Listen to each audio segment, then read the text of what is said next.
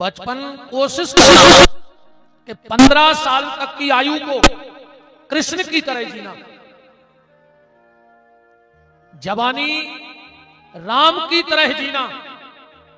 जवानी किसकी तरह हो? राम की तरह मर्यादा में हो, और हमारा बुढ़ापा भगवान महावीर की तरह हो, बिल्कुल मुक्त जीवन में। अंतिम समय महावीर के जीवन के सूत्र, जो प्रथम तीर्थंकर जैन धर्म के भगवान महावीर हैं, बुढ़ापा बिल्कुल ऐसा होना चाहिए, संसार से मुक्त, सारी चीजों से मुक्त।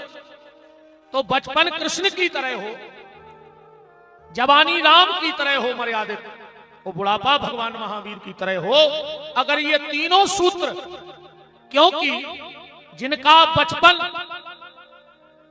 बचपन प्रबुद्ध होता है उनका भैया एक बगरवाई नहीं लगाई कि भाई फसल खान लगे।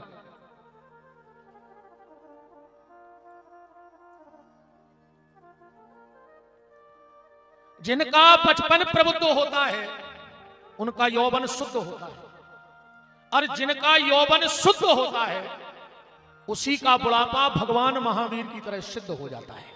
इसलिए बचपन को संभालो, क्योंकि बचपन बनेगा तो जवानी बनेगी, जवानी बनेगी तो बुढ़ापा बनेगा, बुढ़ापा बनेगा तो मौत बन जाएगी, और मौत बनेगी तो अगला जन्म भी बन जाएगा। और अगर बचपन बिगड़ गया, देखो इस जीवन का गणित बड़ा विचित्र है। आज का हर व्यक्ति अपना भविष्य बनाने में लगा है। हर व्यक्ति ये चाहता है कि मेरा भविष्य बन जाए, पर उसका भविष्य बन नहीं रहा है। कारण इतना है कि उसने अपने वर्तमान को बिगाड़ दिया, और जिनका वर्तमान बिगड़ गया उनका भविष्य भी बन नहीं सकता है। तुम कल की चिंता मत करो कि कल क्या होगा, तुम आज की चिंता करो, क्योंकि आज का किया हुआ कर्म ही तुम्हारा कल का भविष्य कहलाएगा। तुमने आज जो किया है वो कल तुम्हें मिलेगा।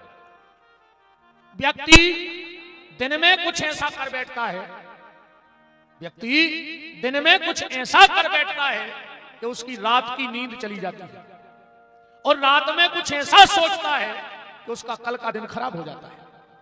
इसलिए दिन में ऐसा कुछ मत करो कि तुम्हारी रात की नींद चली जाए, और रात में ऐसा कुछ मत सोचो कि तुम्हारा सुबह खराब हो जाए। जीवन का गणित बड़ा विचित्र है, इसको समझना पड़ेगा। कल की चिंता मत करो, आज वर्तमान को देखो, वर्तमान इतना सुंदर बनाओ कि भविष्य अपने आप सुंदर हो जाए। वो वर्तमान सुंदर कैसे होगा? भगवत भजन और कर्म के द्वारा। एक बात को बड़ी गहराई से समझना, आपको कर्म भी करना पड़ेगा और आपको भजन भी करना पड़ेगा। भजन के भरोसे, बहुत ध्यान से सुनना, भजन के भरोसे परमार्थ तो सुधर सकता है, पर यह लोग बिगड़ जाएगा। अगर परिवार वाले हो तो तुम्हें धन की भी आवश्यकता है। अगर परिवार है तो धन चाहिए, बिना धन के कुछ होने वाला नहीं है। इसीलिए आपने देखा होगा हमारे यहां हम लोग स्वस्तिक बनाते हैं, और उसके 4 कोंटे बिल्कुल बराबर में होते हैं। एक गलती और मत किया करो, 2 जगह कभी सिंदूर का स्वस्तिक नहीं बनाना चाहिए। 2 जगह कभी सिंदूर का स्वस्तिक मत बनाओ। एक अपनी अलमारी में, और भूल कर भी जहां आपने अपना धन रखा है, जहां आपका पैसा रखा है, वहां पर सेंट नहीं रखना चाहिए। और ने मानो तो गुरुवार को एक सिसिया रखन लगो, 3 गुरुवार रख दो बस। विपिन बिहारी को जब मानियो जब भोग लियो, पहले न मानियो हमारी कोनो बात। हम तो जो जो बता रहे वो कर जाओ। कभी भी जहां तुमने अपना पैसा रखा है वहां सिंदूर का स्वास्तिक नहीं होना चाहिए, और गृहस्थी के घर के पहले दरवाजे पर सिंदूर का स्वास्तिक नहीं होना चाहिए, क्योंकि सिंदूर विरक्ति बढ़ाता है। अब बताओ कोई तिजोरी पे विरक्ति बढ़ गई तो तुम तो जबरन में विरक्त हो जाओ। अब गृहस्थी के घर में विरक्ति बढ़ गई, धन की कमी आ गई तो गड़बड़ हो जाएगा। इन 2 जगह मेरी बात मान के देखना, गाय के दूध में हल्दी मिला करके स्वस्तिक बना के देखना। घर के पहले दरवाजे पर जो पहली प्रवेश द्वार हो तुम्हारा, और जहां तुम अपना धन रखते हो वहां गाय के दूध में हल्दी मिला करके, और कभी भी एक बात और सुनो, चाहे सिंदूर का स्वास्तिक बनाओ, चाहे गौ के दूध में हल्दी मिला के, कभी भी 9 अंगुल से छोटा स्वस्तिक बनाना ही नहीं चाहिए, वरना उसके घर की तरक्की रुक जाती है। 1 अंगुल इतना होता है, एक जो मेन लाइन हो ऊपर की ऐसी क्रॉस हो जो, वो 9 अंगुल का होना चाहिए। तो बात हम ये कर रहे हैं कि स्वस्तिक में 4 लाइनें बराबर में होती हैं। क्यों? क्योंकि हमें 4 काम करने हैं ये मनुष्य तन में। सबसे पहले अर्थ, धन कमाओ। सबसे पहले धन कमाओ, क्योंकि धन से ही धर्म होगा। धन नहीं होगा तो धर्म नहीं होगा, धन नहीं होगा तो गौशालाएं नहीं बनेंगी, धन नहीं होगा तो गरीब को रोटी नहीं खिला पाओगे, और रोटी भी उन्हीं को खुआओ चाहिए जिनको जरूरत है। तुम्हारे तो बेनकली दानियां बैठे दद्दा हरो। अबे हमें पहुंच जान दे कऊ के घरे काजू किशमिश धरे, गुरुजी एक उठा ले, एक तो गुरुजी ले ही ले वैसे प्रसाद। अच्छा, हमने कहा काजू नहीं खाए तो भूखा मार रहा है। हम जैसों को, नेताओं को, बड़े बड़े लोगों को तुम काजू किशमिश खिलाते हो, और तुम्हारे घर के दरवाजे अगर कोई 2 रोटी मांगने आ जाता है तो तुम 2 रोटी नहीं दे पाते हो। अरे हम जैसों को काजू खिलाओ चाहे ना खिलाओ, पर घर के दरवाजे अगर कोई रोटी मांगने आवे, आपके घर कोई पैसा मांगे, आपका मन है देना हो दो, नहीं देना हो मना करो, कोई दिक्कत नहीं। आपके यहां कोई कपड़ा मांगे, आपको देना दो, नहीं देना मत दो, पर अगर तुम्हारे घर में कोई 2 रोटी मांगे तो उसे 2 रोटी और उसके साथ 1 गिलास पानी या 1 लोटा पानी जरूर पिला देना। भगवान तुम्हारे भंडार भर देगा। घर से कभी किसी को रोटी को मना मत करना, बस रोटी जरूर दो। क्योंकि मलूकदास जी ने लिखा है कि भूखे को टुकड़ा और प्यासे को पानी, वो हरि भक्तों की यही है निशानी।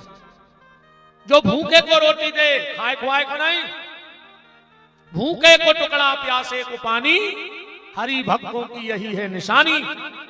अमरनाथ भी गए होंगे तो क्या लिखा है? भूखे को टुकड़ा प्यासे को पानी, जय बाबा बर्फानी। लिखा है कि नहीं लिखा? ये नहीं लिखा क्या फरे फराए को खुआओ। बांट कर खाना बंदगी और छुप कर खाना शर्मिंदगी। बांट कर खाना और बैकुंठ जाना। और सीधी सीधी बात, संपत्ति की तो 2 गति होने हैं, या तो छोड़ जाओ या फिर दे जाओ।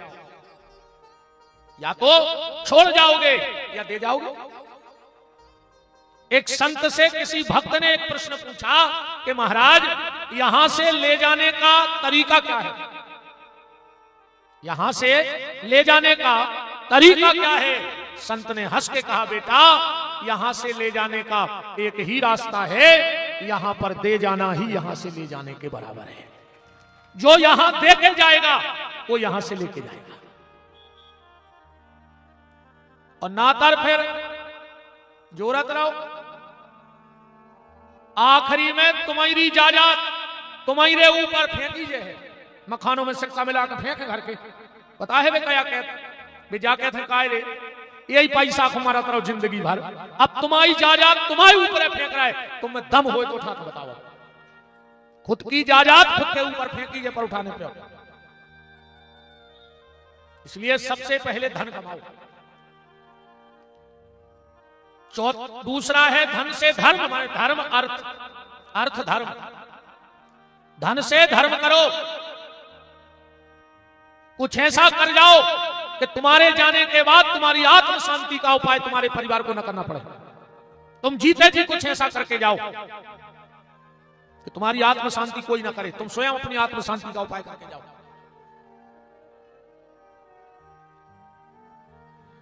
अर्थ धर्म काम, ईश्वर ने तुम्हें जो काम सौंपे हैं, माँ बाप की सेवा का, गौ सेवा का, राष्ट्र सेवा का, संत सेवा का, गरीबों की सेवा का ये कार्य अपनी पूर्ण निष्ठा के साथ करो। और फिर आखिरी शब्द है मोक्ष। और मोक्ष क्या है? मरने के बाद मोक्ष नहीं मिलेगा, तुम्हें जीते जी मोक्ष की तैयारी करनी होगी। सीधी सीधी बात जा है, मोक्ष जो आए, एक आदमी गांव बाजारे और उन्हें पूरा सौदा कर लो, पर उसके जेब में पैसा जा बने रहे, बढ़ाने नहीं, जो आए मोक्ष। और अगर बाजार गए और सामान खरीद में पैसा खत्म हो गए तो समझ लियो कि अबे भी इतना ही फंसे हो संसार में। जीते जी मुक्त होने का साधन बनाओ। अर्थ, धर्म, काम और मोक्ष, पर इन सब के पीछे फिर वही बात आती है कि भगवान का नाम जपो, नाम जपो। एक बार महाप्रभु जी, चैतन्य महाप्रभु जी, ध्यान से सुनना इतनी बात को, चैतन्य महाप्रभु जी पुरी पधारे। एक झलक देखने के लिए लाखों लोगों की भीड़ लग गई महाप्रभु जी को, एक झलक देखने के लिए। सबने महाप्रभु जी का दर्शन किया। महाप्रभु जी तो जानते हैं कौन है, राधा कृष्ण का मिला हुआ अवतार। देह से कृष्ण थे और मन से राधा थे। चैतन्य महाप्रभु जी जो श्री जगन्नाथ स्वामी जी में समा गए थे। आज भी आप सबको शायद पता होगा, हर 3 साल में जगन्नाथ स्वामी जी की प्रतिमाएं बदली जाती हैं। किस लकड़ी की बनती है बता सकता है कोई? नीम। क्यों बनती हैं? जब राम ने बाली को मारा, राम ने जब बाली को मारा तो नीम के वृक्ष के पीछे से मारा, तो बाली ने नीम के वृक्ष को श्राप दे दिया कि वृक्ष, मैंने तुझे लगाया, मैंने तुझे सींचा, मैंने तुझे बड़ा किया और तूने मेरे से धोखा किया, मेरे बैरी को छुपाया। तो जा पेड़, मैं तुझे श्राप देता हूं, तू किसी काम में नहीं आएगा, ना तेरा कोई फल काम में आएगा, तू कहीं से कहीं तक काम में नहीं आएगा। तो नीम का वृक्ष रोने लगा तो भगवान राम ने कहा चिंता मत करो, बाली ने तुम्हें श्राप दिया कि तुम्हारा फल किसी काम का नहीं होगा, पर जा तेरा पूरा वृक्ष ही मेरे काम का होगा। मैं जब जगन्नाथ अवतार लूंगा तो तेरी ही लकड़ी से मेरा निर्माण किया जाएगा। तो आज भी उड़ीसा में, आप पता करना, आजकल तो सोशल मीडिया का बड़ा कमाल है, पर एक बात मानो पक्की है प्यारे, चाहे 4G चल जाए, चाहे 5G चल जाए और चाहे कोनौजी चल जाए, पर जो कृपा भगवान पंडित जी पे करे हैं वह 4G पे न कर पाए। हर प्रश्न का उत्तर नहीं है मोबाइल के पास, हर प्रश्न का उत्तर नहीं है। आदमी कहता आजकल गूगल पे सब कुछ है। चलो हम तुम्हारा कल तक को टाइम दे रहे हैं, तुम्हारे मोबाइल से पूछ लीजिए एक बार, ठीक? और हो तो पर्चा में आज एक जिन्होंने पर्चा दाओ है, इतना लंबो पर्चा है कि एक भागवत करने पर एक आध प्रश्न पूछ लेते दादा, और प्रश्न भी हम नाव पढ़ नहीं रहे ना, आप भाई तंग जियो, और तंगई जियो सो हम आपका कर ले। बताओ तुम जाया पूछ रहा है हमसे कि 60 ऊंट नो खूंटा, ऊने ऊने बांधियो ऊंट बचे ने खूंटा। हमारे बाप नहीं बता सके जो सागोनी पुरेना में बैठे थे, कैसे कछु शास्त्र की बातें आए, ये बातें आए जबकि पहले गांव के आदमियों ने तो कुछ काम तो गर्मी भर खोदते हुए छेवले की जड़े, और जो बसकारो लगो तो गुरसी में धरो भूसा, उताई पटा रहे हैं बकला और उताई बना रहे जी अटका। ये कोणों पे की बातें आए, जा पूछ भैया बैठे तुम हमसे, पढ़ ना हो तो फिर बताएं हम भाई। और हम भागवत की मंच पे बैठे, जब बात वो जाना थे जो हमसे वो जान कि हमने बता, मैं सोमा ना हो जाए विपिन बिहारी हार गए, कहो तो यार हम ही से विदे और खाए। हमने कल लाई कही थी कि हम पूरे पाना धर के निकले हैं, जितने हमें पता है तो कौन कौन लगे हैं। 8 कटाकट 9 पंचारे 16 वेल 18 नारे, आओ पाले करो विचार 16 घर को एक द्वार। बताओ महाराज जो कहां लिखो, महाराज के बाप नहीं बता सके जब तक लिखो ही नहीं।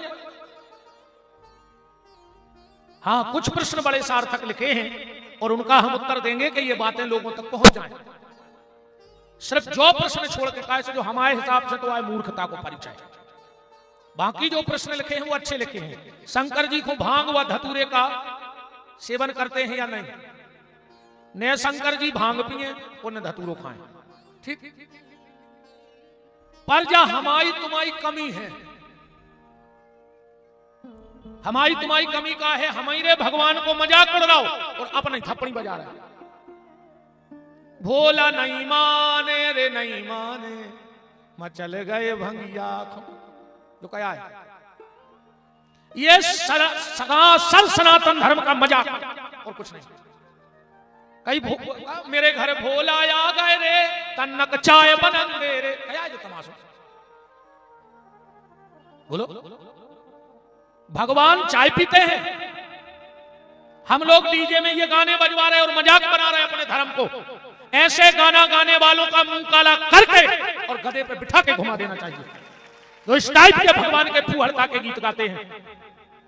भगवान भांग नहीं पीते, ये हमारे आचार्य लोग बैठे हैं। जब आप लोग पूजन करवाते हो और जब शिव जी को भांग चढ़ता है तो क्या बोलते हो मंत्र? ओम विजयम धनु कपर्दिनो विशल्यो बाणा बामुतो अनेसन्नशो। अब तो लंबो तुमने पढ़ा रखो, हमें जितो आतो तो हमने बोल दो है सो मंत्र के नहीं। आखिरी में क्या बोलते हो? श्री भगवत सांब सदा शिवाय नमः विजया स्नानम समर्पयामि। भगवान शिव भांग खाते नहीं हैं, भगवान शिव भांग का शरीर पे लेप करते हैं।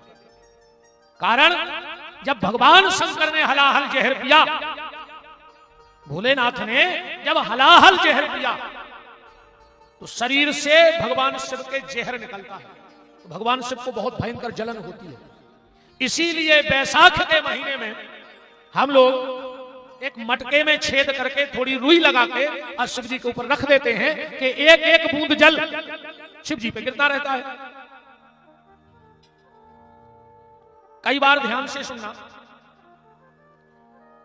हम लोगों को चोट नहीं लगती शरीर में, पर कहीं कहीं किसी किसी शरीर के अंग में भयंकर जलन सी होती, जैसे आग लग गई हो कदाना, जबकि न कछु चोट लगी ना कुछ हुआ, फिर भी जलन सी होती रहती है। तो भांग में इतनी ठंडक होती है, आप थोड़ी सी भांग फुलो के रख लो तो शरीर की जलन खत्म हो जाए। और दूसरी बात सुनो, एक बार भगवान शिव बैठे थे, हम एक ही दो प्रश्नों के उत्तर देना, आज की कथा नहीं में निपट गए। सिर्फ एक को भरने दे, हम 60 ऊंट नो खूंटा। आपने पूछ लो को से कब ज्यादा लाल बुजक्कड़ हो तो फिर सामने आओ, फिर हम बताएं तुम्हें। कौन पंडित से व्यर्थ के प्रश्न नहीं करेंगे, नहीं तो मैं लाल बुजक्कड़ आओ और आओ तो फिर हमारे सामने आओ, वो को हमने करे हैं। राम भगवान शंकर बैठे थे और कामधेनु नाम गैया का वत्स नाम का बेटा आकाश मार्ग से जा रहा था। तुम लोगों ने देखा होगा, गैया के और बछड़े के मुंह में कुछ फेन सो जम हो रहे थे फंसू का।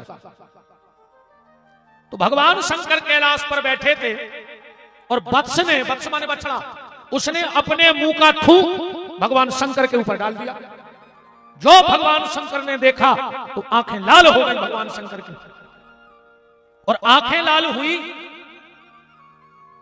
और वत्स को श्राप दे दिया। पहले गैया और बछड़ा बिल्कुल दूध की तरह सफेद होते थे। पहले गैया कैसी होती थी? बिल्कुल दूध की तरह सफेद, बछड़ा भी बिल्कुल दूध की तरह सफेद। पर जब श्राप दे दिया भगवान शंकर ने, तूने अपने मुंह का थूक मेरे ऊपर डाला है, जाओ आज से तुम लोग भी चितकबरे हो जाओ। ऐसे गैया बछड़ा चितकबरे होने लगे शिव जी की श्राप के कारण। दूसरा शब्द शिव जी बोलते उसके पहले ही भगवान नारायण प्रकट हो गए। बोले भोलेनाथ आगे ने बोल जाइयो ना गड़बड़ हो जाए। बोले क्यों? बोले इस बछड़े ने अपना थूक तुम्हारे ऊपर इसलिए डाला है क्योंकि तुमने विष पिया है तो तुम्हें जलन होती है। और कबहू भी गैया और बछड़ा के मुंह का वो फैन निकाल के जहां शरीर में जलन होती हो लगा लो, 1 सेकंड में आराम लग जाएगा। करके देख लेना, 1 मिनट में आराम लग जाएगा।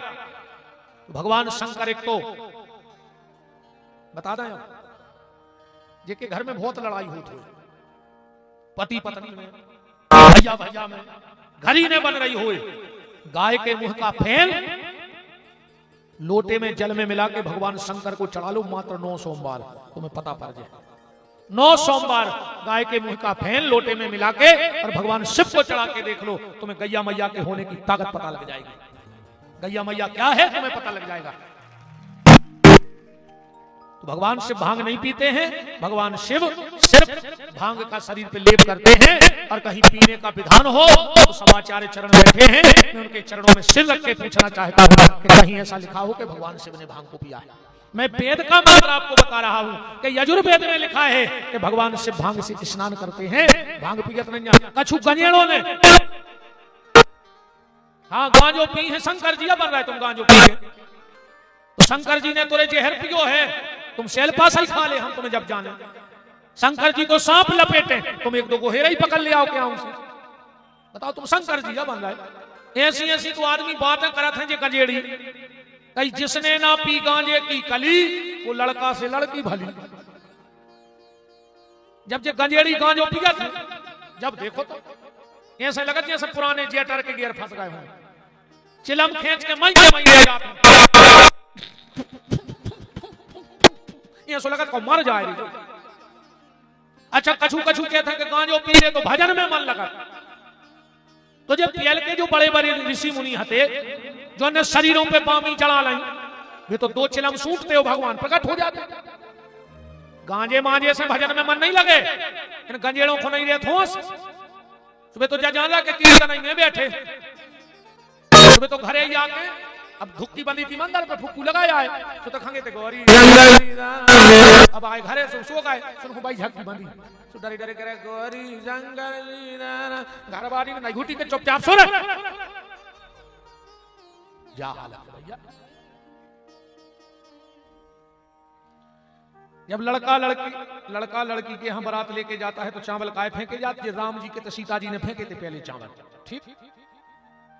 शादी में दूल्हा के और दुल्हन के हाथ पे पान सुपारी काय धरी जात, राजा जनक ने राम जी को पान दो तो ठीक, नागलोक से हम सिर्फ जवाब को पता पड़ जाएगा, हमें पता है जो न कथा तो आज यही पे हो जाए।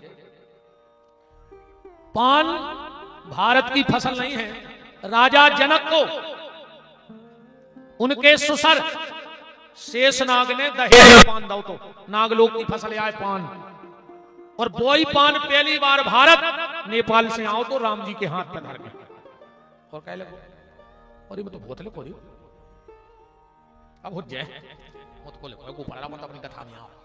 अपन कहां आते खबर है, 4G 3G तो 5G और के ऊपर पंडित जी।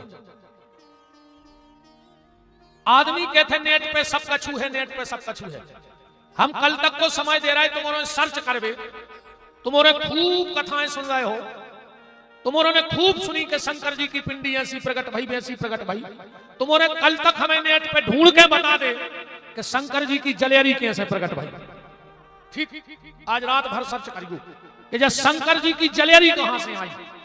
पिंडी तो प्रकट भाई की ब्रह्मा और विष्णु के लाने, पर जब जलेरी कैसे बन गई, कहां से प्रकट भाई, कौन सी कथा ऐसी बनी कि जलेरी प्रकट भाई। तुम्हारे नेट के बाप को छोटी है, ढूंढ के बता दे, ढूंढ ले तुम्हारे, कल हमें बता दियो ना, हम कल बता दे कि कैसे प्रकट भाई। जरूर बताएं कैसे बनेनी वाले बाबा बैठे हैं तो तुम्हारे उनके बारे में पूरी जानकारी रहो चाहिए।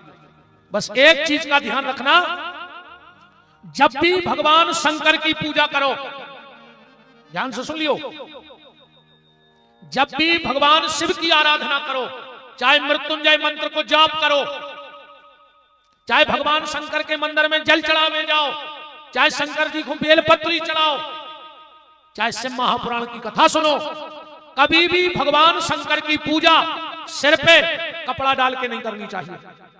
जो भी व्यक्ति भगवान शिव की पूजा सिर पे कपड़ा डाल के, तौलिया डाल के, पगड़ी बांध के करता है तो उसकी संतान उसके कुल को कलंक लगाने वाली हो जाती है।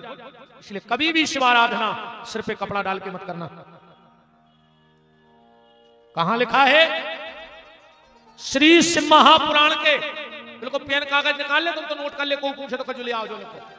श्री शिव महापुराण के महात्म के अध्याय नंबर 6 के श्लोक नंबर 43 में लिखो है, सो पढ़ लिए। और कल यू अगर नहीं हो तो हम झूठे कहा। कभी भी शिवाराधना सिर पे कपड़ा डाल करके ना करें, पर जो नियम के लिए आदमुख हुआए तो मोरो इनवाई और न कल से जल चढ़ावे जाओ उसका जुल्ले गांव के कहीं अच्छी कथा भाई के तुम सही मोने ढाकती। हाँ, माताओं खुनैया जो नियम ध्यान रखियो। और हमने परसों भी कही थी कि कबहू कथा में भी सुहागन नारी खुले सर ने बैठे, अपने सर पे तोली चुनरिया डाल लो। अब इन्हों गड़ रही हो कहूं तो डाल लिया अपने अपने सर पे साड़ी।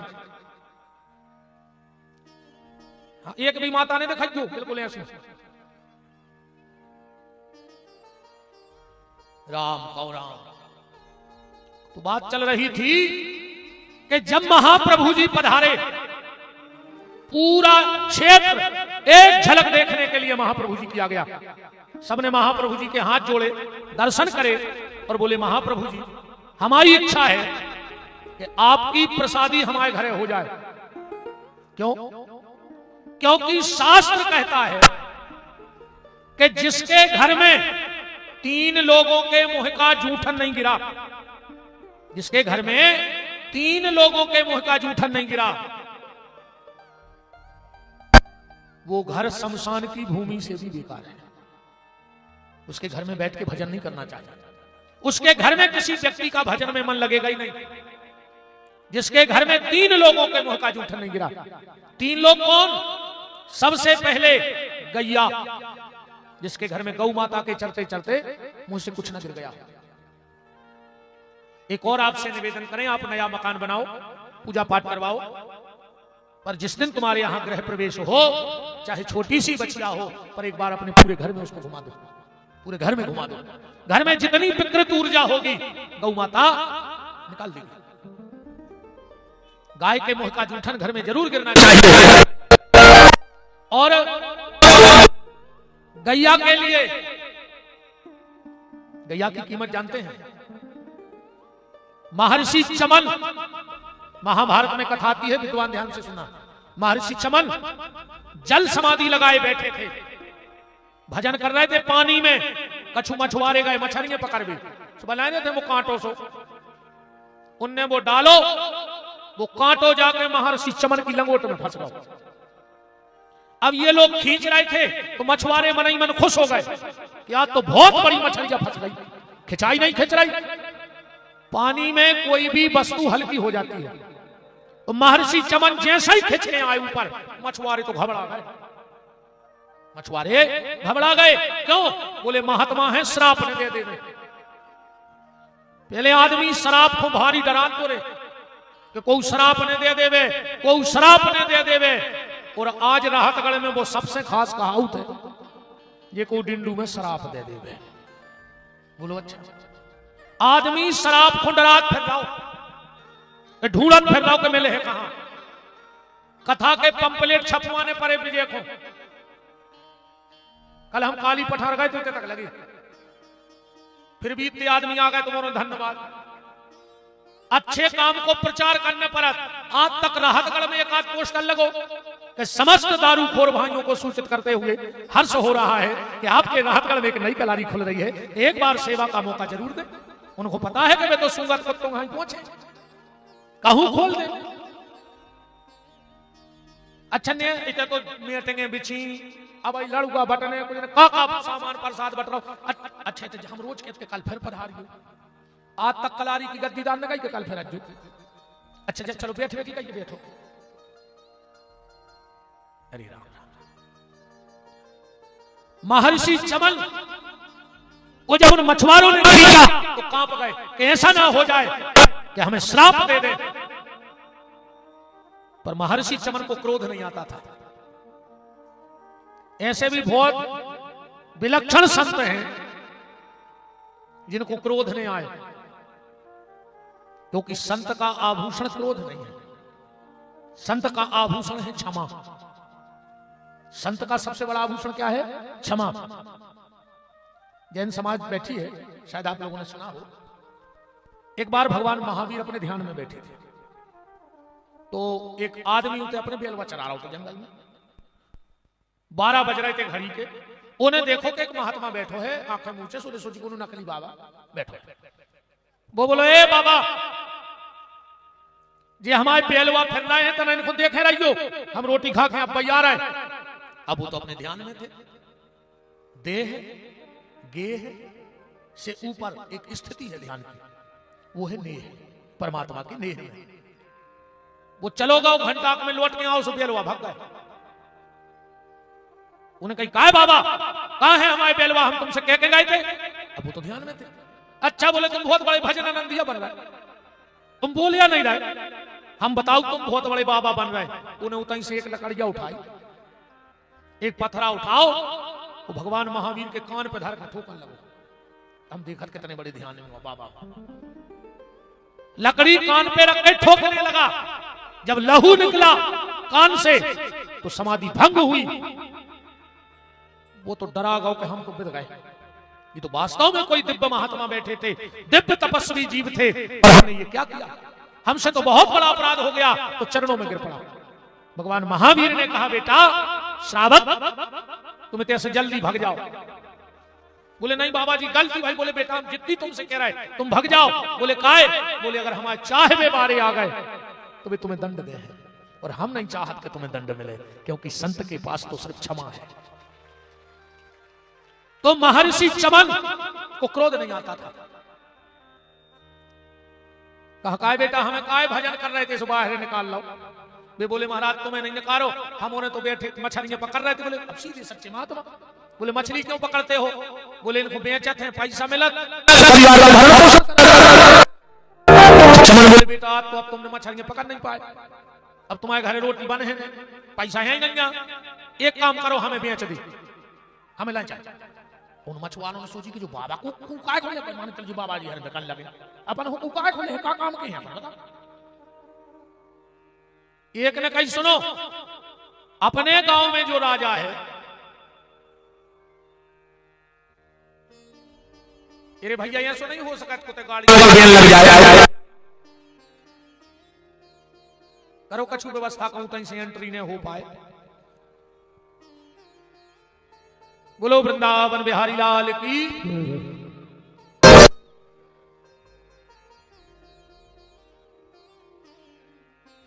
तो एक मछुआरा बोला कि अपने यहां का जो राजा है वो शाम को बाजार में आता है, और जिसका जो सामान नहीं बिकता वो राजा खरीद ले जाता।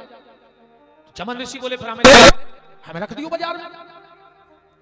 5-6 मछुआरे गए, पूरा बिछाओ, बाबा जी को बैठा लो। अब बाजार वाले फिर तो करो बाबा ले लो। एक एक करके सब चले गए। शाम को जब राजा की सवारी आई, दुकानदारों से पूछा क्यों भाई तुम्हारी वस्तु बिकी? सबने कही हाँ हाँ हाँ। ये 6 मछुआरे खड़े थे, बोले बस हमारा जो बाबा नहीं बिको। अब चमन ऋषि पीठ करें बैठे थे। राजा रथ पे बैठे बैठे बोले कि चलो 1000 में हमने लिया। चमन ऋषि उसके खड़े हो गए, बस तेरी नजर में मेरी कीमत 1000 की है। और ये राजा तो जानत तो कि चमन ऋषि बड़ी तपस्वी, उतर के चरणों पर गिर पड़े, गुरुदेव गलती हो गई, 10,000 रुपए में लिया। बोले बस 10,000? बोले 1 लाख में? बोले बस 1 लाख। राजा बोला हमने आदि राजपाट के मछुआरों को दिया। मछुआरे तो नचन लगे कि का गठी बाबा भी का बेको, बताओ आज जो राज्य मिल गया। चमन ऋषि ने कहा बस राजा,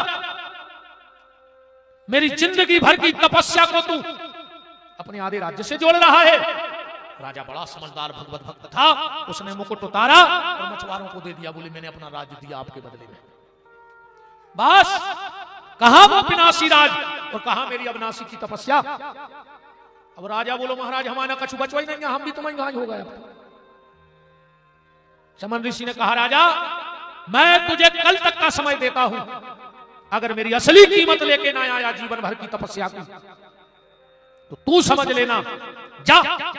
राजा अब बड़े बड़े विद्वान ब्राह्मण आचार्य बुलवाए कि जिस महात्मा ने जीवन भर तपस्या करी हो उसकी कीमत क्या है, पर कोई उसका बराबरी नहीं बता पा रहा था। राजा ने सोचा कि अब महात्मा तो श्राप दे हैं, ऐसा न हो कि पूरे राज्य को नष्ट कर दे। तो ऐसे अच्छा हम आत्महत्या करें, ले रहे हमारा राज्य तो बच गए।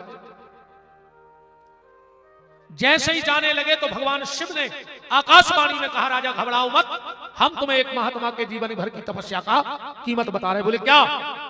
बोले एक गैया दूध देने वाली बछड़े के साथ उन मछुआरों के घर में बांधे आओ और सुबह जाके कह देना कि हमने तुम्हारी कीमत दे दी मछुआरों को। राजा ने तुरंत एक गैया बछड़ा लाई, मछुआरों के बांध दी और पहुंचे चमन ऋषि के पास। बोले महाराज चलो घर। बोले काय? बोले हम कीमत दे आए। बोले का? बोले हम एक गौदान कर आए, एक गोदान करके आए, एक गैया की रक्षा करके आए हैं। कहने का तात्पर्य है कि चाहे पूरे जीवन भर तपस्या कर लो और चाहे एक गैया मैया की रक्षा कर लो, बिल्कुल बराबरी का फल है। एक गाय की रक्षा कर लो, बस एक गाय की सेवा कर लो। तुम्हारे तो कुत्तों की सेवा कर रहा है, कुत्तों की। जब रे तुम ओली में कुत्ता को धर के खिलाओ तो और तुम्हारा बूढ़ो बाप रो थे रे भगवान से, भगवान हमें कुत्ता बना दो अगले जन्म में, कम से कम हम मोड़ा ओली में तो बैठा रहे।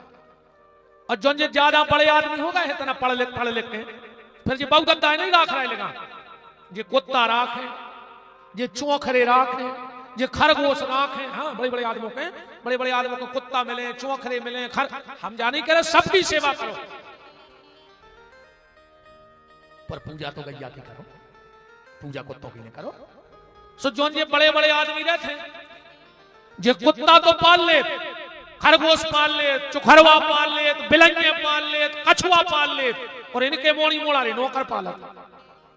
ये कुत्ता पाले और इनके मोड़ी मोड़ों को पाल दे, नौकर लगे। सो आखिरी में इनको भी फिर वृद्धाश्रम वाले पालत है। कैसे ने तुमने अपने मोड़ी मोड़ा पाले आए, अन्य भी तुम्हें पाले हैं, मोड़ी मोड़ों को तो तुम्हें नौकर पाल रहे। मत मार रे अधर्मी में गैया हूं, मत मार रे अधर्मी मैं गैया हूं, दूध पिलाने के नाते तो तेरी मैया हूं, अगर कुछ नहीं है तो दूध तो पिलाया है। मैंने बछड़े जने, काम लाखों बने, आज उनकी लाशें जाती हैं भर भर के ठेले में, मैंने दूध पिलाया है तुझको बेले में। गैया ठाड़ी रोती है तबेले में, तेरे द्वार पे आया कसाई, तेरे हाथ पे धर दी साई, मत बेच रे पापी मुझको एक एक धेले में, मैंने दूध पिलाया है तुझको भर भर के बेले में। जन्म देने वाली मां साल भर दूध पिलाती है, पर गौ माता तो पहली सांस से आखिरी सांस तक दूध पिलाती है। तो मरने के बाद तक जो अंदर पिंडा पर है उतना भी गैया को दूध चाहिए। तुम्हारे जाने के बाद भी तो घर में गैया मैया की जूठन जरूर पड़े, बस ये। दूसरा गौरी की जूठन, गौरी माने कन्या, घर में कन्या भोजन जरूर होगा। तो कन्या कितनी? 9 साल तक। 9 साल तक की बिटिया साक्षात भगवती होते, साक्षात। हाँ, 9 साल तक की बिटिया साक्षात दुर्गा है। हम तुम्हारों से इतने तक कह रहे हैं कि अगर 9 दुर्गा में दुर्गा जी के मंदिर जाओ तो भीड़ बहुत होए तो तुम्हें जल्दी घरे आने होए, और अगर 9 साल से हल्की बिटिया मंदिर के अगल बगल मिल जाए तो वो जल को लोटाऊ के चरणों में चढ़ा के पांव पर के आ जाइयो, सबसे पहले दुर्गा की कृपा तुम्हारे ऊपर हो जाए, सबसे पहले।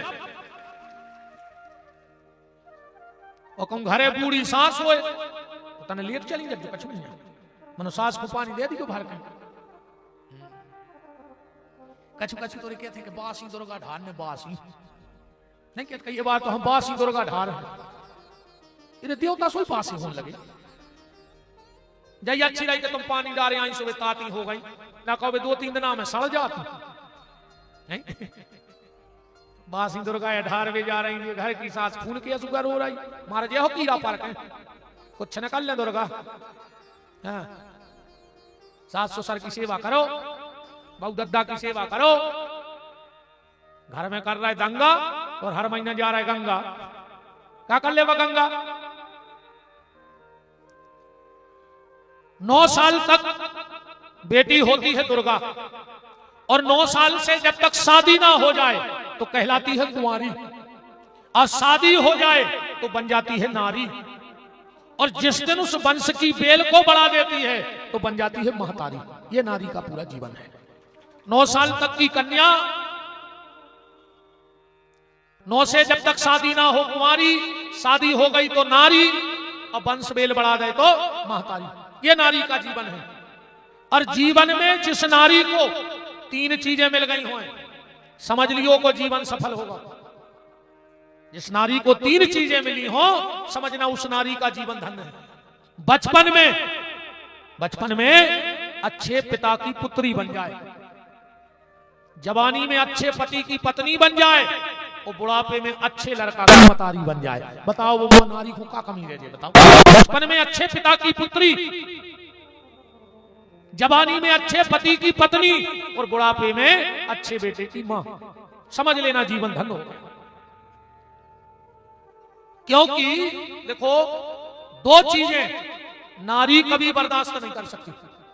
दुनिया की कोई भी मां हो, कोई भी स्त्री हो, उससे ये 2 चीजें बर्दाश्त नहीं होती। पहली, दुनिया की कोई भी मां अपने बेटे को भूखा नहीं देख सकती। दुनिया की मां अपने बेटे को भूखा नहीं देख सकती। मां कुछ भी कर जाएगी अपनी औलाद के लिए। एक बात आप लोगों ने सुनी होगी, कहने में बड़ी बुरी लगती है, पर अगर उसके अर्थ में जाओगे तो आपको समझ में आ जाएगा। अगर उसके अर्थ में जाओगे तो आपको समझ में आ जाएगा। दुनिया में मां सब बर्दाश्त कर ले, पर दुनिया में कोई भी मां अपने बेटे को भूखा नहीं देख सकती। आज भगवान के विवाह महामहोत्सव के पावन मंगल महामहोत्सव में हम सबके बहुत स्नेही गौ संत ब्राह्मणों और गरीबों के बड़े सहायक कैबिनेट मंत्री श्री गोविंद सिंह राजपूत जी की गृह स्वामिनी भाभी मां श्री सविता सिंह जी उपस्थित हुई हैं। बहुत बहुत मान है। आज ब्याह भी है गोविंद को, भगवान को हमारे, इनको भी तो गोविंद ही ना हो। चलो बहुत बहुत मान है आपका भाभी मां। बोलो वृंदावन बिहारी लाल की। बात चल रही थी, नारी सब बर्दाश्त कर लेती है, पर कोई भी नारी अपने बेटे को भूखा नहीं देख सकती है। एक कहावत बड़ी बुरी है कहने में, पर अगर उसके भाव अर्थ में जाओगे तो आपको भी लगेगा कि हां कुछ है। आप लोगों ने सुना होगा, लोग कहते हैं कि पहली नजर का प्यार बड़ा सच्चा होता है। सुना है आप लोगों ने कि नहीं सुना है? कहते हैं पहली नजर का प्यार बड़ा सच्चा होता है। विपिन बिहारी श्राहतगढ़ के बिलाट मैदान के इस धार्मिक मंच से कह रहा है कि पहली नजर का ही प्यार सच्चा होता है। क्यों? क्योंकि जब इस दुनिया में हम आए थे तो हमने पहली नजर अपनी मां से मिलाई थी और मां ने हमसे मिलाई थी, और मां और बेटे से सच्चा प्यार दुनिया में किसी का हो नहीं सकता। फिर तो हजारों से नजरें मिल गई। बात तो पहली नजर की है। पहली नजर तो मताई ने हम पे डाली थी और हमने मताई को देखो तो हुआ तो ही। फिर लोग एक बात कहते हैं कि लोग पहली नजर का प्यार भूलते नहीं है, तो फिर बूढ़े माँ बाप को कैसे भूल जाते हैं? अगर पहली नजर का प्यार भुलाया नहीं जाता तो बूढ़े माँ बाप को कैसे भूल गए? यह भारत के लिए सबसे बड़ा कलंक है कि इस भारत में वृद्धाश्रम खुले हैं। इससे बड़ा कलंक भारत के लिए माथे पर कोई हो ही नहीं सकता। इस देश में जहां हमने नदियों को मां माना, वृक्षों को पूजा, वहां जन्म देने वाली मां वृद्धाश्रम में नहीं रही। यह कलंक नहीं तो क्या है देश के लिए? आज लोग मकान बनवा रहे हैं और उस मकान पे लिखवा रहे हैं मातृ छाया, पितृ छाया, और बहुदद्दा की छाया नहीं पड़ रही हो घर पर। वे वृद्धाश्रम में डरे, मकान को नाम मातृ छाया, तुम में दम है तो सीधो लिखवाओ पत्नी छाया। ये की छाया पड़ रही हो को नाम लिखवाओ अगर तुम में दम है।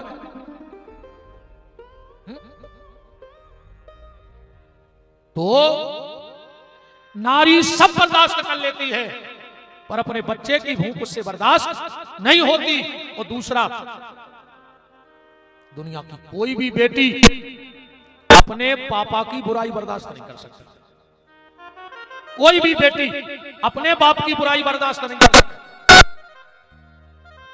तुम कब अपनी बहू के खानदान को गाली दे दी होगा, सुन ले, तुमो की मताई के बारे में कछु कह दियो वह सुन ले, पर कहूं तुमने वो के पापा के खिलाफ एक शब्द बोल दो तो वह कहते अब चुप रहिए, ये के आगे न बोल जाइए। क्योंकि बेटी सबसे ज्यादा प्रेम अगर किसी से करती है तो अपने पापा से करती है। बिटिया अगर सबसे ज्यादा भरोसा को पे करत है तो अपने बाप पे करत है, मताई पे भरोसा नहीं होगा। हाँ, सबसे ज्यादा भरोसा वो पापा पे करती है। और कभी ध्यान दे दिया हो आप लोगों ने, हर घर में भाई बहन होते हैं और हर घर में भाई बहन लड़ते भी हैं। लड़े ही वे तो अच्छा लड़े और एक घर ही रह नहीं सकते अलग। पापा घर में नहीं है, मम्मी घर है, ध्यान से सुनियो। और भैया बहन में होगा झगड़ा। पापा घर में नहीं है, मम्मी भीतर है और भैया बहन लड़ बैठे। बिटिया का कहते उस समय, भैया कल ले तुम्हें जो करने हुए कल ले, तुम शाम को पापा को आन दे, हम फिर बताएं तुम्हें। जबकि मम्मी भीतर है, उन्हें मम्मी की नहीं कही, पापा को आ जान दे, हम फिर बताएं। कैसे बा बिटिया जानत है कि अगर मम्मी यहाँ है गलती भली भैया ने करी हुए, डांट हमें घले। और शाम को जब पापा यहाँ है गलती भली हमने करी हुए, पर डांट भैया को लगने। इतना विश्वास करती है बेटी अपने बाप पे। सबसे ज्यादा अगर चिंता दुनिया में कोई हो पापा की रहते तो बिटिया के लाने।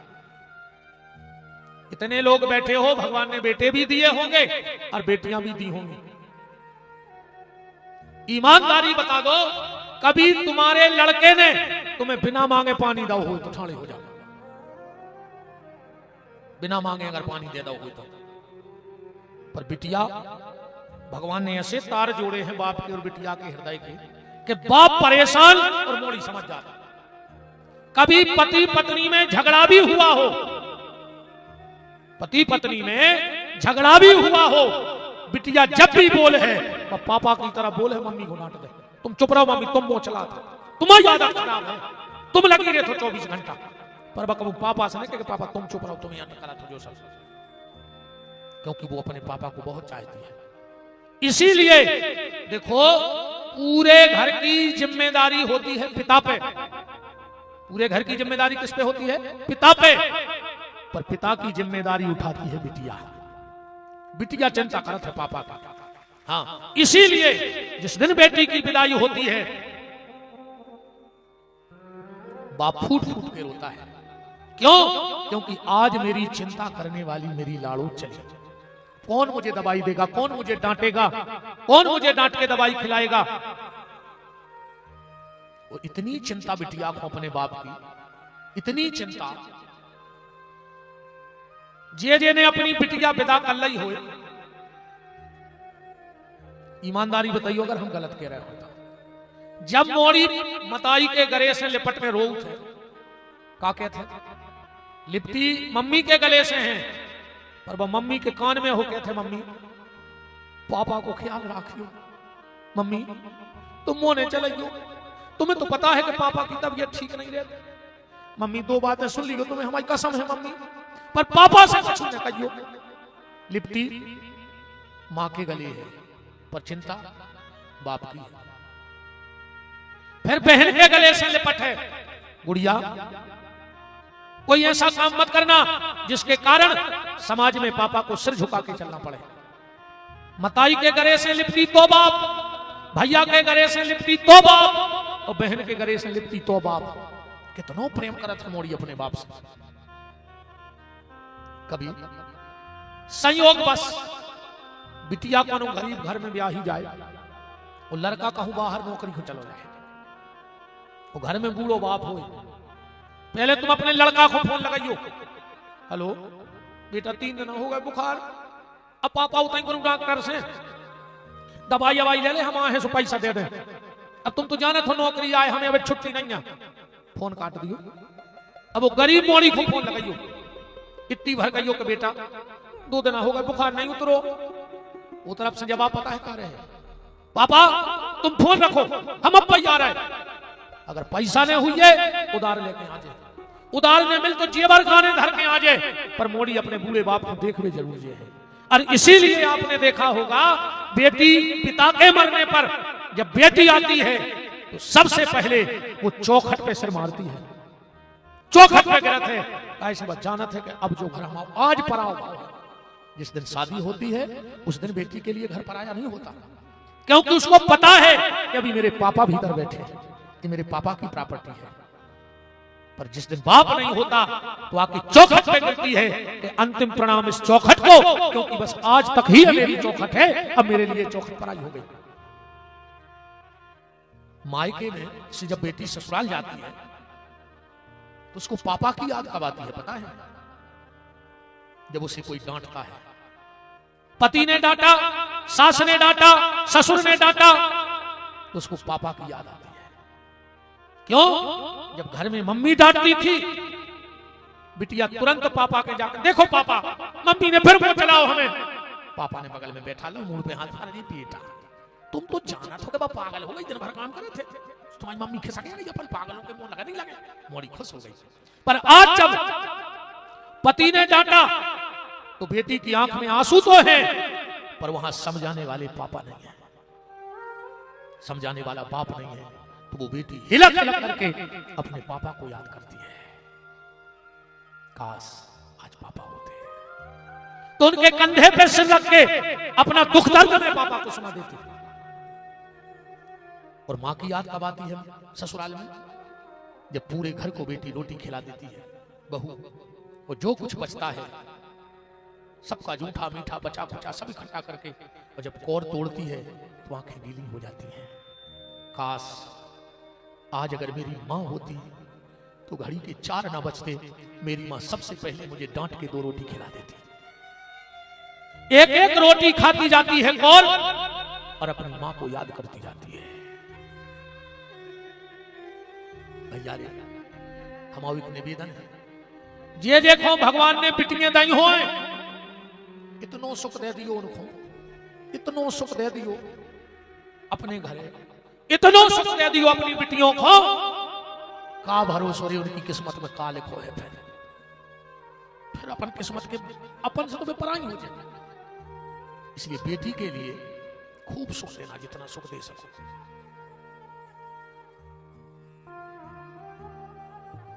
क्या विचित्र स्थिति बनती है भैया।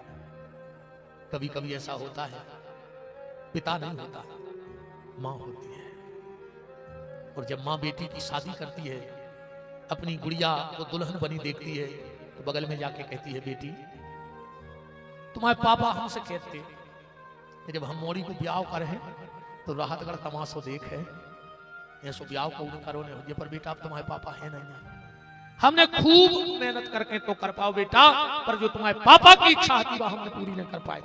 पर बेटा चलो आशीर्वाद तो ले ले।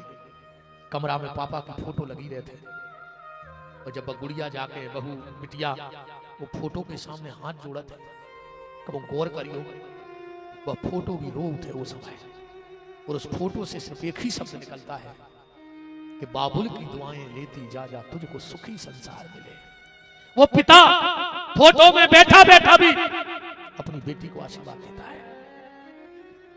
और कभी कभी मां नहीं होती और पिता होता है, और जब विदाई का टाइम आता है तो वो बेटी सबसे पहले अपने भैया को बुलाती है, भैया हमारे सिर पे हाथ रखने का तुम्हें हमारी सौगंध है भैया, पापा को दुख ने दियो भैया, पापा ने दूसरी शादी नहीं करी अपने लाने, भैया तुम ही सहारे हो, हमें संपत्ति नहीं चाहिए, तुम तो एक वचन दे दो कि पापा को तकलीफ ना हो।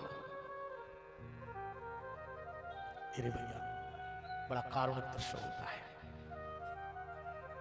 बेटी और पिता का जो संबंध है, जो रिश्ता है, वो शब्दों से परे है। जब बात बेटा हरो हम सिर्फ इतनी घुमा के ऐसे ले आए थे तक, तुम्हारे ध्यान रखना है चीज को। तुम्हारे पापा तुम्हें बहुत चाहत है, पापा बहुत चाहत है तुम्हारे लाने।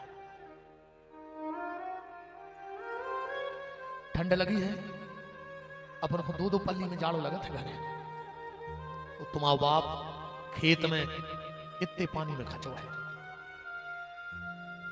वो को ठंड नहीं लगत हुई है, करंट लग जाए को मर जाए, सांप खा ले, गोहेरो खा ले, बिच्छू खा ले, फिर भी वो ऐसी ठंड में खेत में पानी भरा रहा है, काय के लाने। अगर फसल अच्छी हो गई तो ये साल मोड़ी के हाथ पीरे करने अच्छो घर के लिए। अगर बेटा तुम्हारे पढ़ी नहीं लिखेंगी हो जो, तो आज अपनी मम्मी से पूछ लियो, तुम अपने पापा की बदौलत पढ़ी हुई हो। हाँ, तुम्हारी मम्मी कहते पापा से अकेले में, तुम्हें कुछ समझ नहीं आ रही, मोड़ी सियानी हो गई, तुम घरे बैठे। सो बाप कहते का तुम्हारी मूड पे चढ़ी, हमारी मोड़ी है। बताई कहते समय काल खराब है। बाप इतने विश्वास से कहते हो जैसे समय काल खराब, हमें का लेने देने, हमें हमारी मोड़ी पे भरोसा है। ब्याह कब करो, पहले हमारी मोड़ी अपने पांव पे खड़ी हुई, पढ़े लिखे। बताई कहते इतनी गुंजाइश भी तो नहीं जा। पापा कहते तुम जा रहे का कमावे, हम यहाँ जाते हैं, हम डबल मेहनत कर रहे हैं, पर हम अपनी मोड़ी को पढ़े हैं। बेटा हाथ जोड़ के प्रार्थना है, वो बाप के विश्वास को नहीं तोड़ी, वो बाप को विश्वास नहीं टूटन दी। बेटा हरो बहुत मेहनत से तुम्हारे बाप ने तुम्हें पालो है। जिस दरवाजे पर पिता की जाने की इच्छा नहीं होती और शुद्ध कहें तो जेकी चौखट पे थूकने की इच्छा नहीं होती, वो ओ के दरवाजे भी हाथ जोड़ के जाते कि हमारे पीछे हमारे बाल बच्चे हैं। तुम्हारों के पीछे वो दरवाजे भी नाक रगड़ के चलो जा जहां की खड़े होने की इच्छा नहीं होती। हमारे मोड़ी मोड़ा सुखी विश्वास में तोरी को बेटा हरो बहुत चाहते तुम्हारे पापा। शादी जिस दिन बेटे की होती है उसकी एक रात पहले दो लोगों को नींद नहीं आती है। एक बिटिया के लाने जिसकी शादी हो रही, बस सोच नहीं है। एक रात पहले पूरे घर में फिरत है, एक कमरा में जे है, छत पे जे है, एक कमरा में जे है, मंदिर में जे है, जा गुड़िया उठे है, जो खिलौना उठे है, जा किताब देख के गाए। उसको पता है कि बस जो आज तक हमाओ है आखिरी है जो हमारा। मोड़ी पूरी रात नहीं सोती और एक बाप एक पिता पूरी रात घेरा फिरत घर के। एक दिन पहले गाए घर में मेहमान आ जाते, अपने तो बहुत मर्यादा है, अपन बड़ों के सामने अपनी पत्नी से बात नहीं करते, तो वो बाप पूरे घर के घेरा फिरत है कि तन्ना 2 मिनट हमारी पत्नी से बात हो जाए। और जैसा ही पत्नी दिखानी सुनो सुनो पत्नी कहते तेने घबरा का रहा, तुम हमारी सुन ले, पहले हम तुम्हारी परिचय नहीं सुन ले। अरे तो हो का गाओ, सुनो कल मोड़ी जा रही है, तुम हमारी सुन ले, ध्यान से बात बोले। का अगर वह तुम्हारी अलमारी में से कछु निकाले तो निकाल लेंदी हो, ऐसे को हमें आज ही देने हैं। अगर हम पे विश्वास होए तो हम तुम्हें वो दिलवा दे, चाहे जेवर हो चाहे साड़ी, पर मोड़ी के लाने हमें आज ही देने हैं। इस बार जो कछु निकाले सुले जाते, इतना प्रेम करे तेरी भैया बाप बितारो तुम्हारों से। ये बात सिर्फ हम इसलिए इतनी घुमा के कह रहे हैं, हमने कल भी कहा था जितनी ते हमारी बिटियां बैठी हो, तुम अपने बाप को सिर्फ एक अधिकार दे दियो, इसके अलावा बाप जीवन में बेटी से कुछ नहीं चाहता। और जितने भी पिता बैठे हो, अगर मेरी बात गलत हो तो उठ के कहना कि नहीं गुरुजी हम अपनी बेटी से ये नहीं चाहते। संसार का हर बाप अपने पूरे जीवन की तपस्या जो बेटी को पालता है, पोसता है, पढ़ाता है, बड़ा करता है, और जीवन में सिर्फ एक चीज अपनी बेटी से चाहता है, इसके अलावा बाप को अपनी बेटी से कुछ नहीं चाहिए। तो जितनी हमारी बहनें बेटियां बैठी हो, कसम खाली हो बरेली घाट वाले बाबा को साक्षी मान के, ये भागवत को साक्षी मान के, कि जो हमारे पापा हमसे चाहते हैं वो हम अपने पापा को देंगे। पता है पूरे जीवन में बाप का चाहत है तुमसे, सिर्फ एक काम को मौका दे दियो अपने पापा को, क्या अपना कन्यादान करने का सौभाग्य अपने पापा को दे देना, अपने हाथों में हल्दी लगवा लेना। इसके अलावा बाप जीवन में बेटी से कुछ सिर्फ अपना कन्यादान करने का अधिकार बाप को दे देना। और जिस बिटिया ने अपने बाप को अपना कन्यादान करने का अधिकार नहीं दिया, धिक्कार ऐसी औलाद को, भगवान इससे अच्छा बजुआ बना देवे, निसंतान बना देवे। अगर भगवान ऐसी औलाद देवे तो उससे पहले बजुआ कर देवे, वो अच्छा है। कई चीज को तो रोने। और बेटा आज तो तुम कुछ गलत करके चली जाओगी, पर कल को तुम्हारी भी तो बाल बच्चे होंगे, और कल तुम्हारा बच्चा अगर कुछ गलत करेगा और तुम उससे डांटोगे, और अगर उसने एक शब्द बोल दिया कि मम्मी तुमने भी जोई करो, तो फिर क्या जवाब दे हो? आदमी सबकी नजर में गिर जाए तो समर जाते, पर अगर औलाद की नजर में गिर जाए तो समर वो मुश्किल हो जाते। भगवान से जब प्रार्थना करियो तुम्हारे बड़े भी कि कम अपनी औलाद की नजरों में न गिर जाइयो, ऐसा कोनो काम न करियो तो बच्चों के सामने सिर न उठा पाओ। मेरा निवेदन है मेरी बेटियों से। और फिर सुन लो, मां बाप की शादी इच्छा से अगर शादी करोगी तो तुम्हारे मां बाप ब्राह्मणों को बुलवाकर पत्रा खुलवा करके 36 गुण में से कुछ गुण मिलवा के शादी करेंगे। अगर तुमने मां बाप की इच्छा से शादी की तो तुम्हारे मां बाप तुम्हारे 36 गुण मिलवाएंगे, और अगर तुमने अपनी इच्छा से शादी कर ली तो तुम्हारे 35 टुकड़े भी सूटकेस में मिल जाएंगे। ये बिल्कुल गारंटी की बात है। कब तुम्हारे कहां 35 टुकड़े सूटकेस में मिल जाएं, या कब 32 छुरा तुम्हें घल जाएं, सबको पता है मैं क्या बोलने वाला हूं। अभी एक लड़की ने शादी कर ली थी भक्के कोनो विधर्मी पापी के संग, 35 टुकड़ा स्टेशन पे सूटकेस में मिले थे। एक और लड़की ने शादी की थी, 32-33 छुरा मारे थे वो पापी ने। ये सिर्फ तुम्हें बहलाने फुसला करके तुम्हारी जिंदगी बर्बाद कर देंगे। वो जाने कहां ले जाके बेचे, ध्यान रखियो। इसलिए इन पापियों से दूर रहो। हमने कल भी कहा था और आज फिर कह रहा हूं मेरी बेटियों से, उस घर की छिट्टी चढ़ना जहां गाय की आरती उतारी जाए, उस घर की छिट्टी मत चढ़ना जहां गाय की गर्दन उतारी जाती हो, उस घर में मत जाना। बेटा अपने मऊ दद्दा को मौका दिया न करियो। और जो बेटी अपने मां बाप के मान सम्मान को लात मार के चली जाती है वो जिंदगी में कभी सुखी नहीं रह सकती, क्योंकि तुमने मां के विश्वास का, बाप की मेहनत का और भाई के धागे को तोड़ करके गई हो। तुम कहीं कुछ नहीं जोड़ पाओगे जीवन में। और जिन जिन ने ऐसो कल्ला हो उनकी जिंदगी देख लीजिए पहले कि उनकी का नरक जिंदगी बन गई। और नए लड़का भी सुन ले जितने बैठे हो, ऐसी मोड़ियों को भरोसा न करियो ये कुलडुबान आए। जब जे बाप की नहीं भाई, जब जे मताई की नहीं भाई, जब जे भज्जा की नहीं भाई, तो 2 दिन आके इलू इलू में तुम्हारी न होंगे। हाँ, ये तुम्हें बेच के भाग जाए। कुत्तों की मौत मारो तुम, कुत्तों की मौत। बिल्कुल न फंसो ऐसे चुड़ैलों के चक्कर में। ये बिटिया नोई, ये पहले जन्म को पाप आए, बिटिया तो जाए आए। अब देखो हम बताएं, जब चित्रकूट में राजा जनक सभा में आए, बिटिया कौन हो कही, ध्यान से सुन लियो। चित्रकूट में राजा जनक आए, राम लक्ष्मण भरत शत्रुघ्न बैठे हैं, कोल भील किरात केवट वशिष्ठ सब बैठे हैं, ऐसा ही भीड़ लगी है। और जो जनक जी आए, जनक जी ने एक एक चेहरा पे नजर मारी, एक एक चेहरा पे, पर कहीं सीता नहीं दिखी। जनक जी को तो भीतर से हृदय कब आओ, क्या मेरे संस्कार फीके पड़ गए? क्या सीताराम के साथ बन नहीं आई? क्या सीता ने मना कर दिया कि राम तुम्हें बन हुआ है तो तुम जाओ, मैं 14 साल को नहीं जाऊंगी? जनक ने सोचा मैंने तो ऐसे संस्कार दिए नहीं थे। वशिष्ठ जी समझ गए, आंखों ही आंखों में बोले जनक अपनी बेटियां सीताएं ढूंढ रहे। जनक जी ने मन ही मन कहा हाँ, तो तुम्हारी बेटी यहां नहीं है, नीचे मंदाकिनी गंगा बह रही होते बैठी है अकेली। एक पिता पागलों की तरह अपनी बेटी को देखने दौड़ा तो क्या देखा जनक ने?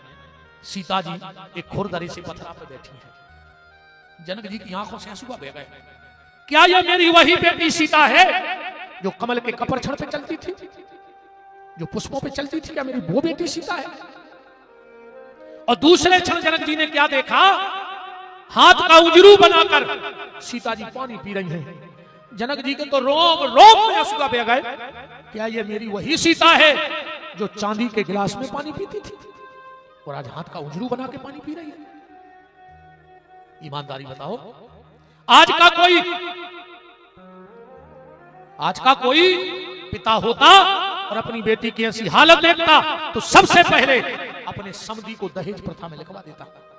पर धन्य राजा जनक जब सीता को उजरू से पानी पीते हुए देखा, दोनों हाथ उठा के कहता है कि पुत्री पवित्र किए कुल दो सीता तेरी जैसी बेटी पर करोड़ों बेटे निछावर करके फेंक दिए आज जनक ने।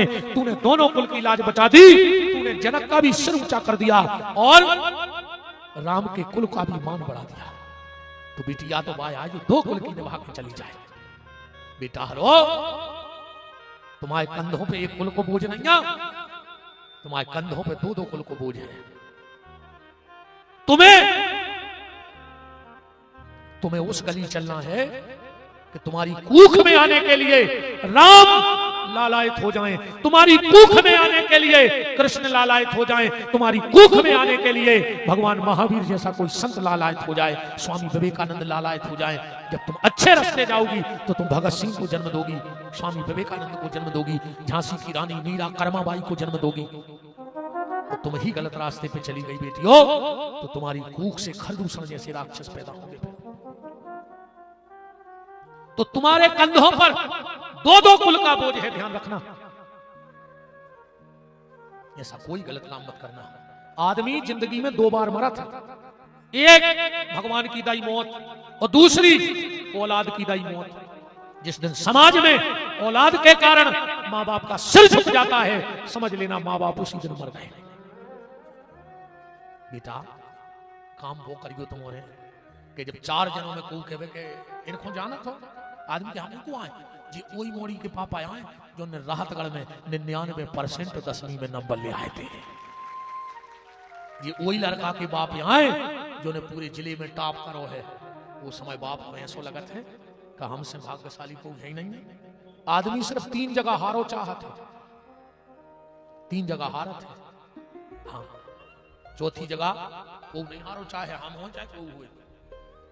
एक भगवान के मंदिर में यही से वो हार लेके जाते मंदिर, हार वो जानते कि हम भगवान से जीतने पे हैं, इसे पहले से अपने हाथों में हार लाए। एक औलाद से हर पिता की इच्छा होती है कि अगर मैं छोटा सा डॉक्टर हूं तो मेरा बेटा बहुत बड़ा डॉक्टर बन जाए, अगर मेरी एक शटर में दुकान है तो लड़का की 5 शटर में खुल जाए, पूरा मॉल खुल जाए। हम अगर पुलिस में हैं तो हमारा बेटा टीआई हो जाए, डीजे जो कछु हो तो वो बन जाए बड़ा अधिकारी। हर पिता की इच्छा होती है कि मैं जहां हूं। इसीलिए एक बात ध्यान से सुनना, मां जब भी बच्चे को गोदी में उठाएगी तो कहां तक उठाऊ? कमर तक। बताइए कन्या कहां ले? कमर तक। वो बाप जब भी बाल बच्चे को लाल से खिले है तो उठा के कंधा पे बैठा ले, जब भारी लड़ाई आले है तो कंधे पे गोली डाल के बैठा रहे। कारण मां इसलिए गोदी तक बच्चे को उठाती है, मां कहती है जहां तक मैं देख पा रही हूं वहां तक मैं तुझे दिखा दूंगी। पर बाप कहता है बेटा जो हम नहीं कर पाए, जो हम नहीं देख पाए, आओ तुम्हें कंधा पे बैठा ले, हमसे आगे हम तुम्हें दिखा के बताएं। ऐसे बाप कंधा पे बैठा रहता। हर बाप की इच्छा होती है कि मेरी औलाद मुझसे आगे निकल जाए। बात कहां चल रही थी? आज तो कथा इतनी पूरी हो गई। अब अपन कथा तो हम पूरी कर ही दे हैं, चिंता नहीं करो। हम उतना ही से कह रहे, हमने कथा बाँच को बंद कर दो, हम बन गए हैं व्यथावाचक पंडित जी। कथा बाँच भी कोनो अच्छे पंडित जी विद्वान बुला लियो, हम जैसे मूर्खों से तो जब व्यथा ही सुनाता रहो बस। कथा बाँच भी बहुत पे कृपा है भगवान की, हमसे तो हम व्यथा ही बाँच हैं अब जब जब जिंदगी रहे। हाँ, अगर आज की हमारी कथा में अगर 2-5 बेटियों के मन में भी हमारी बात बैठ गई हुज्जे तो हमारी जब व्यथा हमारे लाने कथा से बड़ी हो गई। आज की बात कहां चल रही थी? महाप्रभु जी से गांव के लोग कह रहे हैं कि आप हमारे घर भोजन कर लो। ध्यान से सुनो, चलिए। तो महाप्रभु जी ने मना कर दिया। क्यों? बोले हम उसके घर में भोजन करते हैं जो लखपति हो। पूरे गांव को मुंह उतर गया। हम इनको बहुत बड़ा संत जान रहे थे, अजय भी पैसा ही पे गिरे आखिरी में। इन्हें मोटोर के कह दी कि हम लखपति के भोजन करें। पूरे गांव के घरे चले गए। महाप्रभु जी के एक शिष्य थे जिनका नाम था माखनदास। कक्ष में गए, बोले महाप्रभु जी तुम्हें सीधी सीधी नहीं कहने थी कि हम सिर्फ लखपति के भोजन करे थे। महाप्रभु जी बोले हमारा तो नियम है, हम बिना लखपति के कोरा खाता ही नहीं है। बोले तो बैठी रहो माता जी, बैठ जाओ। कहां जा रहे? अब भाई कंस मार रहा है, हम बैठ जाओ। जे को सूतक लगने हो सो भाग जा घर। आज ये को भागो, हम समझ जाए कंस के घर के कहा है सूतक लग जाओ, सुझे बाहर हो गए पंडाल से। बैठ जाओ, अब 4:15 बजे भागो को भाग रहा। कंस के घर के कहा है भाग जाओ। ये नहीं भाग रहा है, बैठ गया सब। तने बैठे रहो बेटी, हम नहीं भाव।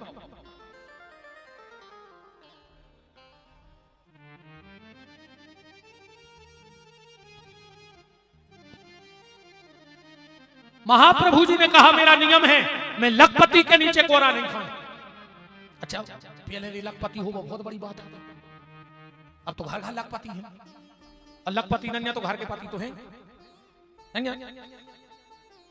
पहले पैसा की कीमत थी, पहले के सिक्का पे गेहूं की बाल बनी रहती, 1 रुपया में एक आदमी को पेट भर जाता, और अब एक सिक्का पे बनो है कुत्ता।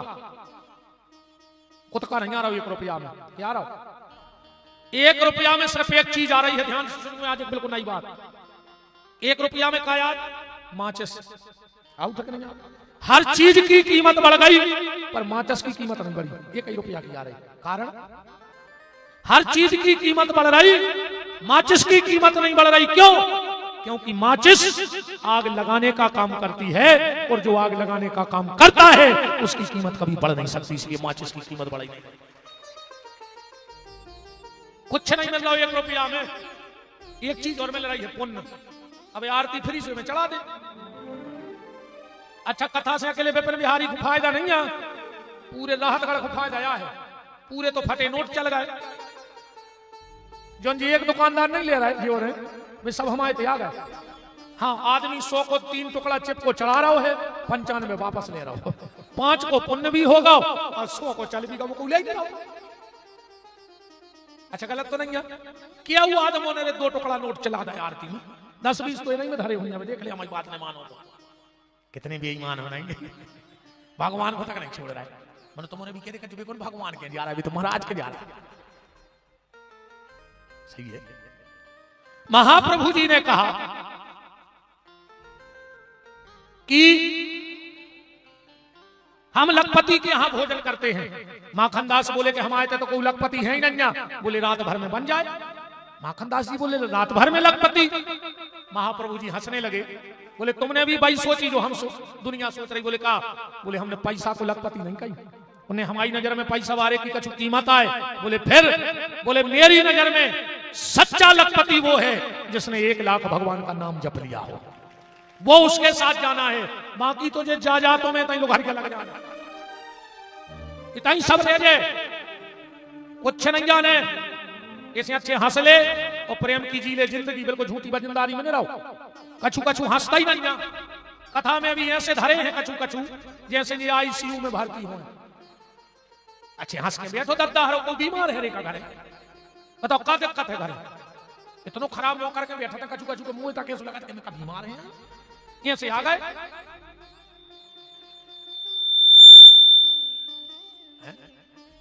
अच्छे हंस के जिंदगी जियो, झूठी बजनदारी में बिल्कुल नहीं रहो।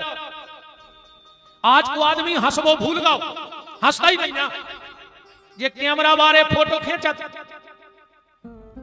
1 सेकंड में, सेकंड तो मुझको होगा, आंख की पलक झपकी और फोटो खिंच जाता। इतनी देर को भी कैमरा वाले को कहने पड़ा थे स्माइल प्लीज, हंस दे यार। इतनी देर की भी हंसी नहीं आदमी के लगा। आज तक सुनी गुस्सा प्लीज, बेईमानी प्लीज, मक्कारी प्लीज, धोखेबाजी प्लीज, आज तक नहीं कही। आसमा तो अलग दिखा रही चेहरा पे, सो कहने पर थे स्माइल प्लीज, हंस दे यार। अब आज के बाद राहतगढ़ वाले एक ध्यान दियो, अगर कोनो राहतगढ़ में जानवर हंसत मिल जाए तो समझ लियो वो इंसान बनने की तैयारी कर रहा है, और कोनो आदमी मुंह बनाए मिल जाए तो समझ लियो कि जो जानवर बनने की फिराक में है वे गांव में। हाँ अच्छी जिंदगी जियो भैया, बहुत कीमती जिंदगी है, इसलिए मुस्कुरा के निकाल दो। क्या भरोसा कल का सूर्योदय हमें देखने को मिलेगा कि नहीं मिलेगा, इसलिए हंसो, जितो हंस पाओ उतने हंसो। क्योंकि ध्यान से सुनना, दुख सबके जीवन में है। ऐसा दुनिया में ना कोई महात्मा है कि चुटकी बजा के तुम्हारे दुख दूर कर देवे, न विपिन बिहारी की ताकत आए न को की। दुनिया में ऐसा कोई नहीं जो तुम्हारी चुटकी बजा के समस्याओं का निराकरण कर दे।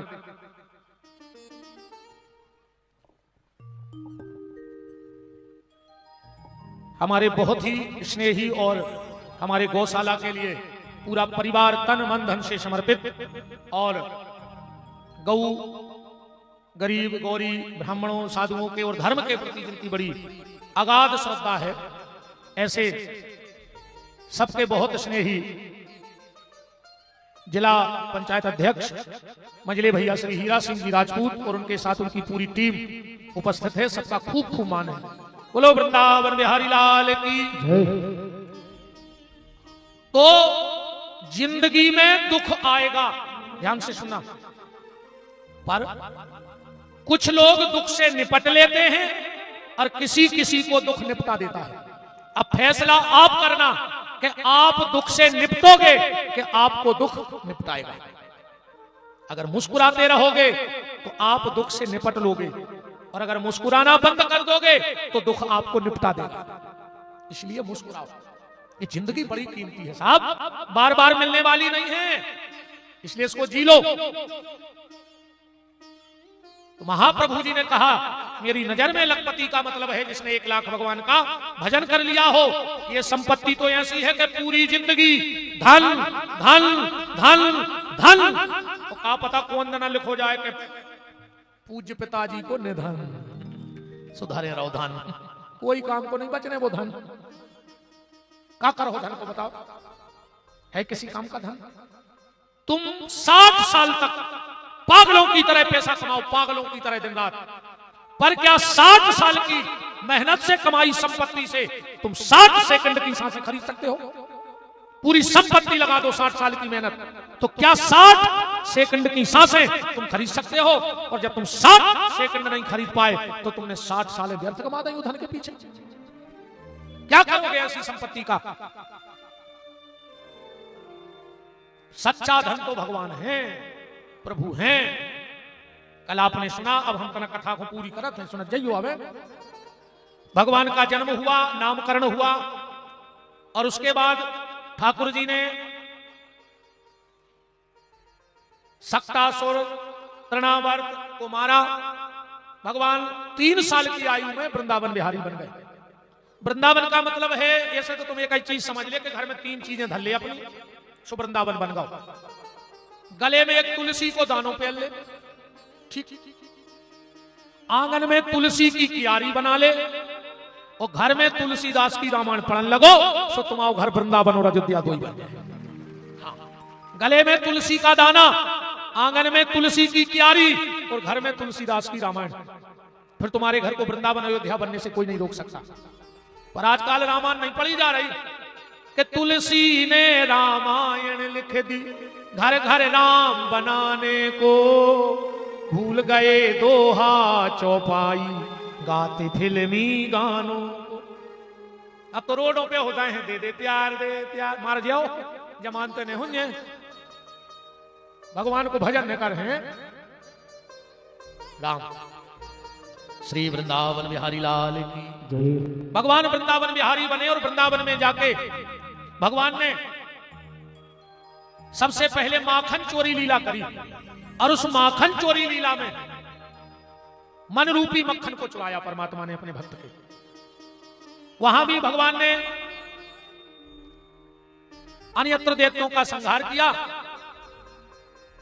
यमुना जी में कालिया नाम का सर्प रहता था, उसे भगवान ने उरगदीप भेजा, और उरगदीप भेजकर भगवान ने चीरहरण लीला की। बस यहां आपका 2 मिनट दिमाग खींचूंगा कि चीरहरण की लीला है का वास्तव में। और अगर इसी तरह की कथाएं होती रही कि भगवान चीर चुराते हैं, भगवान चीर चुराते हैं, तो आगे आने वाली जनरेशन भगवान पे भरोसा नहीं करेगी। काय को भगवान जो महिलाओं के कपड़ा ले लेके भागे, वो भगवान आए? लोग तर्क वितर्क करेंगे। तो ये चीरहरण की लीला है क्या? अब देखो, एक बात समझना, कभी भी कथा का अर्थ का अनर्थ मत किया करो। मेरा निवेदन है आप सबसे, अर्थ का अनर्थ मत करो। अगर तुम्हें कोई कथा समझ में नहीं आ रही तो तुम अपने हिसाब से बुद्धि ने चलाओ, फिर भगवान से प्रार्थना करो कि हे प्रभु, मेरे जीवन में कोई ऐसा संत सदगुरु भेज दो जो इस कथा को मुझे ठीक ठीक समझा दे। भगवान की कोई कथा गलत नहीं है, किसी शास्त्र में कुछ गलत लिखा नहीं है, बस हमारी समझ का फर्क हो जाता है। उदाहरण के तौर पे जैसे तुमने स्कूल में पढ़ा, स्कूल में तुमने पढ़ा कि 9 के दुआ 18, अभी तो होता ही है, मास्टर ने पढ़ा था। तुमने घर में आके गणित देखी, पीछे वर्णमाला के उत्तर भी लिखे रहे, उसमें भी लिखा 9 के दूने 18, उसे भी सही लिखो। अब तुमने स्लेट पेंसिल उठाई और तुमने जोड़ लगाओ, सो हो गए 9 के दूने 17। अब बताओ पढ़ावे वारो गलत है कि गणित गलत है कि तुम्हारा जोड़ गलत है? अपना जोड़ गलत है ना। ऐसे ही भगवान की कोई लीला गलत नहीं है, ना कहीं कुछ गलत लिखा है, बस हमने और आपने जोड़ गलत लगा दिया तो वो उत्तर ठीक ठीक नहीं आ रहा है। इसलिए किसी भी लीला पर जबरन के अर्थ के अनर्थ न करो। आज हम स्वयं अपने धर्म का मजाक उड़ा रहे हैं, स्वयं। हमें किसी से कोई खतरा नहीं है, किसी से कोई खतरा नहीं हम लोगों को। रावण बाणासुर कंस जैसे आए जिनके चले से पृथ्वी हली, जब वे सनातन धर्म को कछु न कर पाए, तो आज के जो मुट्ठी भर आदमी क्या कर ले बताओ? मुट्ठी भर लोग क्या कर लेंगे? इनके चले से पृथ्वी हलकती, रावण जैसे जे कुछ नहीं कर पाए। सनातन धर्म को मिटाने वाले मिट गए, पर सनातन धर्म का बाल बांका नहीं हुआ। पर खतरा कौन से है? खतरा है खुद से। हाँ, हिंदू को हिंदू से डर है, बस ध्यान से समझ जाइए। हम भर अपने धर्म का अर्थ का अनर्थ ना करें, हम खुदा ही मजाक उड़ाते रहे अपने धर्म को, तो दूसरों को तो मौका मिलेगा, दूसरों को मौका मिलेगा। तो ये चीर हरण की लीला का है। सीधा सा अर्थ है जब साधना में कामना का अवरोध होता है तो साधना परिपक्व नहीं हो पाती, क्योंकि कामना भजन नहीं करने देती, कामना हमें भजन करने नहीं देती। तो भगवान ने उस कामना रूपी वस्त्र का हरण किया है। अब उदाहरण अपनी भाषा में समझो। एक माता जी हैं, उनको एक लड़का है, भारी उद्यमी, भारी उद्यमी। अब वो को बनाने रोटी, माता जी को रोटी बनाने नहीं दे रहा हूं, तब माता जी का करो, बाल बच्चे को मार के फेंक दे, क्या मैं रोटी नहीं बनाने दे रहा हूं, मार के फेंक दे। माता जी ने कहा करो कि वो लड़का को लाओ और पड़ोसन के तो छोड़े आए, दीदी हमें आज तना सकरात के लड़ुआ बनाने, घंटा 2 घंटा खेलने लगाए। तो मोड़ा उठाओ बगल वाले खुद आए, जैसे ही लड़ुआ बन गए मोड़ा उठा लिया, जो यार चीर हरण। कैसे? गोपियां बना रही थी भजन की रोटी, विद्वान बैठे हो तो जब गोपियां स्नान करवे गई भागवत में काले को है, जल में खड़े होकर मंत्र जप रही थी। कौन सो? भागवत देख लियो, जितने विद्वान विराजे हो सो। कात्यायनी महामाया महायोगन्यधीश्वरी नंद गोप सुतम देवी पति कुरुते नमः। हे माता कात्यायनी, वो नंद का छोरा गोविंद मुझे पति के रूप में मिल जाए। वे तो भजन कर रही थी, किनारे पे धरे थे कपड़ा, बार बार मन जा रहा हो तो कौन कपड़ा ने ले जाए, कपड़ा ने ले जाए। सो भजन में मन ने लग रहा हो तो भगवान रूपी पड़ोस से आई, कछु देर को कपड़ा रूपी बच्चा उठा ले गए, और जैसे ही भजन पक गो वापस कर गए। तो साधना में कामना का अवरोध ही चीर हरण है। भगवान ने चीर हरण की लीला की, भगवान ने गौचारण लीला करी। इसके बाद कंस ने अक्रूर को भेजा। अब कथा को सूत्र पकड़ चलियो। पहले कंस ने क्रूर ही क्रूर पहुंचाए, क्रूर माने बुरे व्यक्ति, भगवान नहीं आए। कंस समझ गए कि क्रूर से भगवान ने आए हैं, एक बार अक्रूर को पहुंचा कर देखो। क्रूर माने बुरा मन, अक्रूर माने अच्छा मन। अच्छे मन से भगवान को बोले हो तो आ जाए। भगवान आए और जैसे ही आए अक्रूर को गली में दर्शन दे, और सबसे पहले भगवान पहुंचे कहां? रजक के तट। काहे पहुंचे? सुखदेव जी बोले परीक्षित जैसे ही भगवान मथुरा में उतरे, श्री रामा से बोले श्री रामा तेरे जो हमारे मम्मा को गांव आए। श्री रामा बोलो दारी के पेल बता दे तो कि मम्मा के जा रहे तो सज धज के आउते। भगवान बोले तई चलो कपड़ा धुमा दे। अब रजक कपड़ा धो रहा तो भगवान बोले मम्मा। रजक बोलो काय के मम्मा? अरे बोले सुनिया में गांव में एक मम्मा तो पूरे गांव के मम्मा, गांव देहात में ऐसा नहीं होता, गांव के जीजा पूरे गांव के जीजा। कंस बोलो तुम हमें जानत नहीं है। भगवान बोले को आओ। बोले हम कंस के आदमी आए।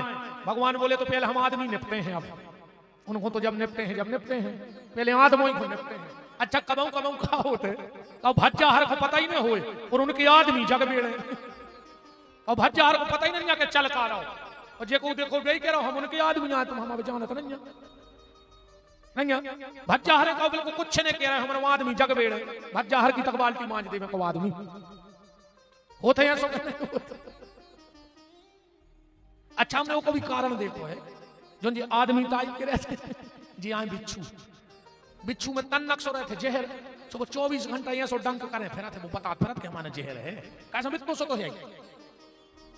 सांप में कितनो जहर है मनो वो बेचारो फन पचकाए बार गा पे फिरत रहते का बताने जो ना मौका है सो सीधे निपटाई। भगवान ने दाव राजा में मिला के मुंडी मार डाली। भगवान बोले पहले रे कपड़ा, अब मुश्तिक चाणूर के कपड़ा और 1.5 बेतिया के ग्वाल एक बाह में 3 सरक जाए। श्री रामा बोलो रे कन्हैया जी तो उतारन कैसे लग रहा है। भगवान बोले चलो नामदेव के, तो पहुंचे नामदेव के, अरे हल्ला मचाई गाओ तो मथुरा में एक मम्मा ने पटकाओ। नामदेव ने तो देखो कि पूरी फौज के संग यार उसका लगवा आओ फनेज दूर आई से आओ फनेज। भगवान बोले मम्मा तना जे कपड़ा बनाऊ ने। नामदेव ने सबके माए फेंके कपड़ा बनाए। भगवान बोले मम्मा मजूरी का भाई। नामदेव ने सोची यहाँ सीने मिल जाए, सीधा जाकर मम्मा मिल गई, उनके तो लकड़ियां हो नहीं लगी खट्टी। नामदेव जी बोले कि हमें कुछ नहीं चाहने, तुम हमारे सगे भने जी आओ, तुम तो हमें आशीर्वाद भर दे दे। भगवान बोले जाओ दिंदू ने रात चौक ने बढ़ गयो। ये मुंह लगा तो गला सुन लगी। भगवान ने कही थी दिंदू ने रात चौक ने बढ़ गयो, वे दिंदू ने रात चौक ने बढ़ा रहा है। पेंट बुस्कट 100 को सिलाई 500, बताओ 6 से नहीं हो रहा। ब्याह को कपड़ा 1200 को सिलाई 14,000। कायदा 12 गुना ज्यादा चल रहा है। बोले फने कहेगा तो दिंदू ने रात चौक ने बढ़ा गयो ना मार के फेंक दे। सामने आ रही थी कुब्जा। भगवान बोले सुंदरी, अब 3 जगह से टेढ़ी वहां लग गई।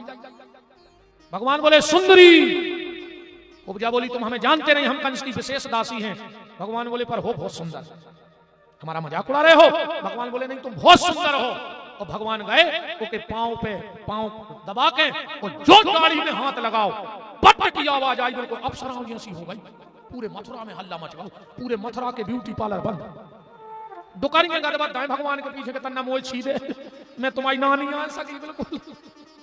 पूरे ब्यूटी पार्लर बंद, तारे गिर गए ब्यूटी पार्लरों में। मंजले भैया आजकल इन ब्यूटी पार्लरों की जय हो जा। पहले जब ब्याह हो तो और जब बाप बिटिया के हाथ पे हरदी धरत तो मड़वा में तर रंगू असुआ डारत तो बाप मताई रो रही, बाप रो रहा, सब रोते।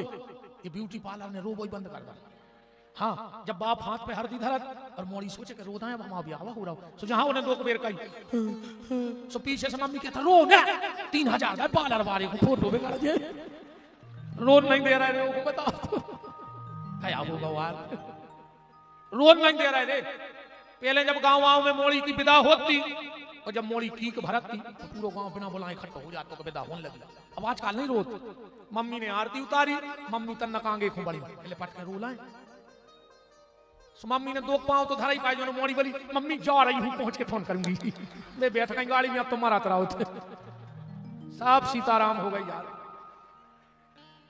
हम आओ एक और निवेदन अगर तुमने स्वीकार कर लियो, जब भी बिटिया की शादी करो कोनो गार्डन में से ब्याह कर दो, और लड़का बारे से एक शर्त रख लो, अगर तुम्हारी मोड़ी जिंदगी में परेशान रह जाए ओके घरे जाके तो तुम जो कहो से बात जो कोनो गार्डन में से शादी करियो, पर लड़का बारे से एक शर्त रखियो कि विदा हम अपने घर की चौखट से करें मोड़ी को। शादी तुम जयमाला कर ले, बफर कर ले, और आजकल बफरों में भी कैसे तुम्हारे खा ले। आधा घंटा बाद सलाद की टेबल देखियो, ऐसे लगा जैसे कुत्ता लड़ पड़े हुए ऊपर। सलाद की टेबल को ऐसी लगा जैसे कुत्ता लड़े हुए। कहा तरक्की करी अपन ने भी यार नहीं। अच्छे अच्छे 50 लाख की गाड़ी में गए, 50 लाख को सोनो पे रहे और 5 रुपया की प्लेट लाए, गार्डन में रोटी मांगत फिर रहे। बताओ जा तरक्की करी अपन ने। 5 रुपया की प्लेट लाए फिर रहे तुम पूरे में। घर की घरवारी अगर 2 मिनट रोटी देवे में लेट हो जाए तो आदमी खाए खाए करत, तुम खुआव नहीं चाहत, तुम चित्त नहीं है, तुम मन नहीं लगे। और तंदूरी बारे के 20 मिनट के ठाणे वो के कब के गिना लाए थे तुमने बताओ। देखो आपने देखा होगा, अब हमें प्रश्न याद आ गया, जब बेटी मैहर से निकलती है तो मुट्ठी में चावल लेके निकलती है, वो लक्ष्मी कहलाती है। जब विदाई के लिए बेटी निकलती है तो मुट्ठी में चावल लेके निकलती है और मुट्ठी बांधे खड़ी रहे। अब गार्डन के दरवाजे आरती उतर रही और जैसे ही बिटिया पलटत है बस साक्षात लक्ष्मी है, बस चावल अपने पीछे फेंका थे। मतलब बस जाके थे कि जा जगह हरी भरी रहे जहां से हमारी विदाई भाई। तो तुमने विदा करी गार्डन से, तो गार्डन हर साल सरा कराओ। अब इतनी मोड़ियों को आशीर्वाद जो गार्डन पे पा रहे हैं वो तो हर साल बढ़े हैं, और घर की पीछे की दीवार खिसक जा रही है। बेटी की विदाई घर से करना। अब जाके भगवान ने आने का समय दिया, धनुष तोड़ा मुष्टिक चाणूर सल तो सल को मारा कुबल पीड़ हाथी को। और अब आखिरी कथा जा है कि मोहन ने मम्मा को निपटा दो। नहीं निपटाओ, मोहन ने मम्मा को निपटा दो। गलत जगह नहीं जोड़ो तुमने बातें हमारी। मोहन माने कृष्ण, मम्मा माने कंस। अन्य निपटाओ हो तो तुम्हें बताओ। बोलो वृंदावन बिहारी लाल की। भगवान ने कंस के हृदय पर एक मुष्टिक का प्रहार किया। जाके वसुदेव देवकी को मुक्त करो। भगवान उज्जैन गए, पड़वे लौट के आए, जरासंध ने हमला कर दिया। भगवान ने 17 बार जरासंध को छोड़ो। एक दिन बलराम जी बोले कि काय कन्हैया तुम यार ये जरासंध ही हुक्का नहीं निपटा रहे। भगवान बोले देखो दाऊ ऐसो है, जब घरे बैठ के दुकान चले तो साइकिल पे थैला लटका के फिर चज्जे। बोले मतलब? भगवान बोले जब सवाई घरे हमारे भी आ रहा है तो अपन काय को ढूंढत फिर अकेले जरासंध को छोड़ दे। अच्छा जरासंध की जायज स्थिति बनी रही क्योंकि रिश्तेदारों को फोन न उठावे, वो फोन लगावे, सबको करे इकट्ठे और ले जाए मथुरा, सब मरवा डारे जो भाग आवे। तो रिश्तेदारों ने को नंबर ब्लैक लिस्ट में डाल दो। हाँ जो जानत तुरे चाणक्य नीति, चाणक्य नीति तुम्हारे भी सुन ले। चाणक्य नीति के थे पंगत करो प्याली, कहूं को नहीं हो तो आए प्याले खाया। वाहन में बैठो बीच में, मार नहीं सका तुम, कहूं से ठुक जाए गाड़ी, चाहे आगे से चाहे पीछे से, आज तक बीच की सीट मारो नहीं मारो, वो तो बचा ही जा। पंगत करो प्याली, वाहन में बैठो बीच में, कहूं कहूं लड़ाई हो रही हो तो सबसे पीछे ठाड़े हो जा। जो लगे मार पाए नहीं रहा यार, मौका है तो भगवे में अपन सबसे आगे। तुम आगे रहे तो प्यालो लठ तुम्हारी खबर क्या पड़ा। और दो बातें और अब सुनाई ले जो हुज्जे से देख रही। कहूं कथा हो रही हो बैठ के सुनो, जगाने मिले तो ढूंढ के सिखा सुनो, आखिरी नो सुनो, का पता कौन बात तुम्हारी जिंदगी बदल देवे। और कहूं कहूं भाषण हो रहे हो और कितनी अच्छी कुर्सी डरी हो ठाणे होकर सुनो, का पता कब लाठी चार्ज हो जाए और तुम कुर्सों में बैठ के टेंगरे छोड़ जाए। कैसे होते तो ठाणे रहो, मौका है तो हाओ। भगवान द्वारका में कूदे, मानधाता के पुत्र मुचकुंद के द्वारा कालेवन को मरवाया। और भगवान का विदर्भ देश की राजा भीष्मक की बिटिया रुक्मणी से पहला विवाह, जामवंती से दूसरा, सत्यभामा से तीसरा, कालिंद्री से चौथा, लक्ष्मणा से पांचवा, सेव्या भद्रा, ऐसे 8 ब्याह। भौमासुर को एक दैत्य कैद करें तो 16,100 कन्याएं। भगवान गए और उसको मारा, 16,100 कन्या ले आए। भगवान का विवाह हो रहा है। 5 मिनट बाद हम कथा को विराम देंगे। कल की कथा का समय ठीक 12:30 बजे से रहेगा। ठीक 12:30 बजे हम आएंगे, क्योंकि समय इसलिए बदल दिया है कि 6-7 दिन तो हम आओ फायदा रहो, ये टाठी भर भर के आए। अब कल तुम्हारों को फायदा है, कल यहाँ भंडारा है। और हमारे विजय सोनी जी आप सबसे हाथ जोड़ के निवेदन करना चाहते हैं कि कल आप सब कथा सुने और 3 बजे से यहाँ भंडारा है तो आप सब प्रसादी लेकर जाएं कल ठीक 12:30 बजे। और हमारे जो यजमान की पत्नी है, अब तो हमारी बिटिया हो गई, हमने आज मंत्र दे दो, कल तुम्हें 4 घरे चावल मांग भी जाने हैं, झोली में भीख मांग भी ऐसे जाने हैं कि तुम्हें जो घमंड ने हो जाए कि जो कार्यक्रम हमने कर दा। ठीक, हाँ ऐसे जाइयो, भगवान से कहियो प्रभु हम तो भिखारी के भिखारी हैं, जो कार्यक्रम तो बने नहीं वाली घाट के बाबा जी ने कर दो, सब कुछ छीन वाले हनुमान जी ने कर दो, अपन तो भिखारी के भिखारी। और कल सबको भंडारे के लिए, और कल हम आपको बिछड़ी कब से पेरी जा रही, और पांव की बिछड़ी भूल के अगर कोनो महिला ने दूसरी महिला को पैर भी दे दो तो के घरे का समस्या या है बा हम कल बते हो, तुम्हें पता पड़ जाए कि हमने बिछड़ी नहीं की, हमने जो भोग लाओ है।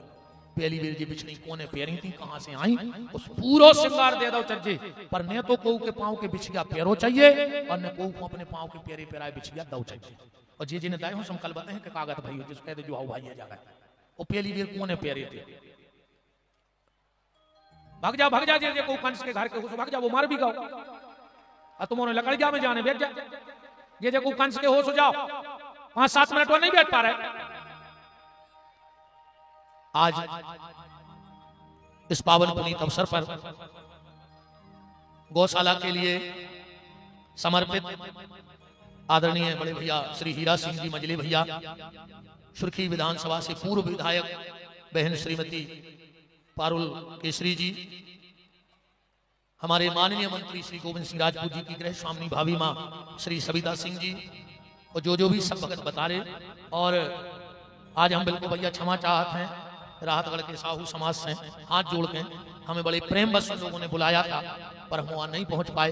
वकीला ने हम मंच से क्षमा चाह रहे। आज हमारा बहुत सरदर्द हो रहा हो, तो हम कथा में भी 3 गोली खा के आए हैं। आज 3 गोली खा करके आए हैं, हम नहीं पहुंच पाए आज वहां। इसलिए हम सभी साहू समाज से, आपने प्रेम बस हमें बुलाया, पर अभी भी हमारा बहुत सरदर्द हो रहा है, पर हमें मंच पे आके हम भूल जाते हैं, बात अलग है। तो वकीला ने हम क्षमा चाहते हैं समस्त साहू समाज से कि हम नहीं पहुंच पाए। जिन जिन लोगों ने गौशाला के लिए दान दिया है, उनके लिए हृदय से धन्यवाद है, साधुवाद है। बात ईमानदारी की यह है कि जो गौशाला बनी थी, उसकी नींव बहन पारुल साहू जी के माध्यम से रखी गई थी, पर उसको गौ मंदिर और गौधाम बनाने में राजपूत परिवार का पूरा श्रेय है। दोनों के लिए बहुत बहुत जोरदार तालियां। और जो 13 मार्च से मैंने कथा के लिए कहा था, उसके हमारे मुख्य यजमान भी हैं मंजले भैया। अभी तक मंजले भैया ज्यादा तो नहीं कह रहे, इतना बड़ा धार्मिक आयोजन, इतने यजमान शायद ही भारत में किसी जगह इकट्ठे बैठे होंगे जो अपनी सुर्खी विधानसभा में इस बार कार्यक्रम होना है। 1100 जोड़ा गांठ जोड़ के बैठे, 2200 आदमी तो परमानेंट गौशाला लोग हैं। इतने रजिस्ट्रेशन हो चुके हैं। 7 दिन रात का भंडारा है। और इस बार भगवान करे आप सबका आशीर्वाद रहे। हमारी इच्छा तो है कि 21 गरीब बेटियों को कन्यादान और अपन कर ले रहे। इस बार भारत का ऐसा कोई प्रदेश नहीं है जहां से 2-4 जजमान सुर्खी नहीं आ रहे हैं बैठे। पूरे भारतवर्ष के लोग आ रहे हैं इस बार। बहुत विशाल और बड़ा कार्यक्रम होना है। आप सब सादर आमंत्रित हो।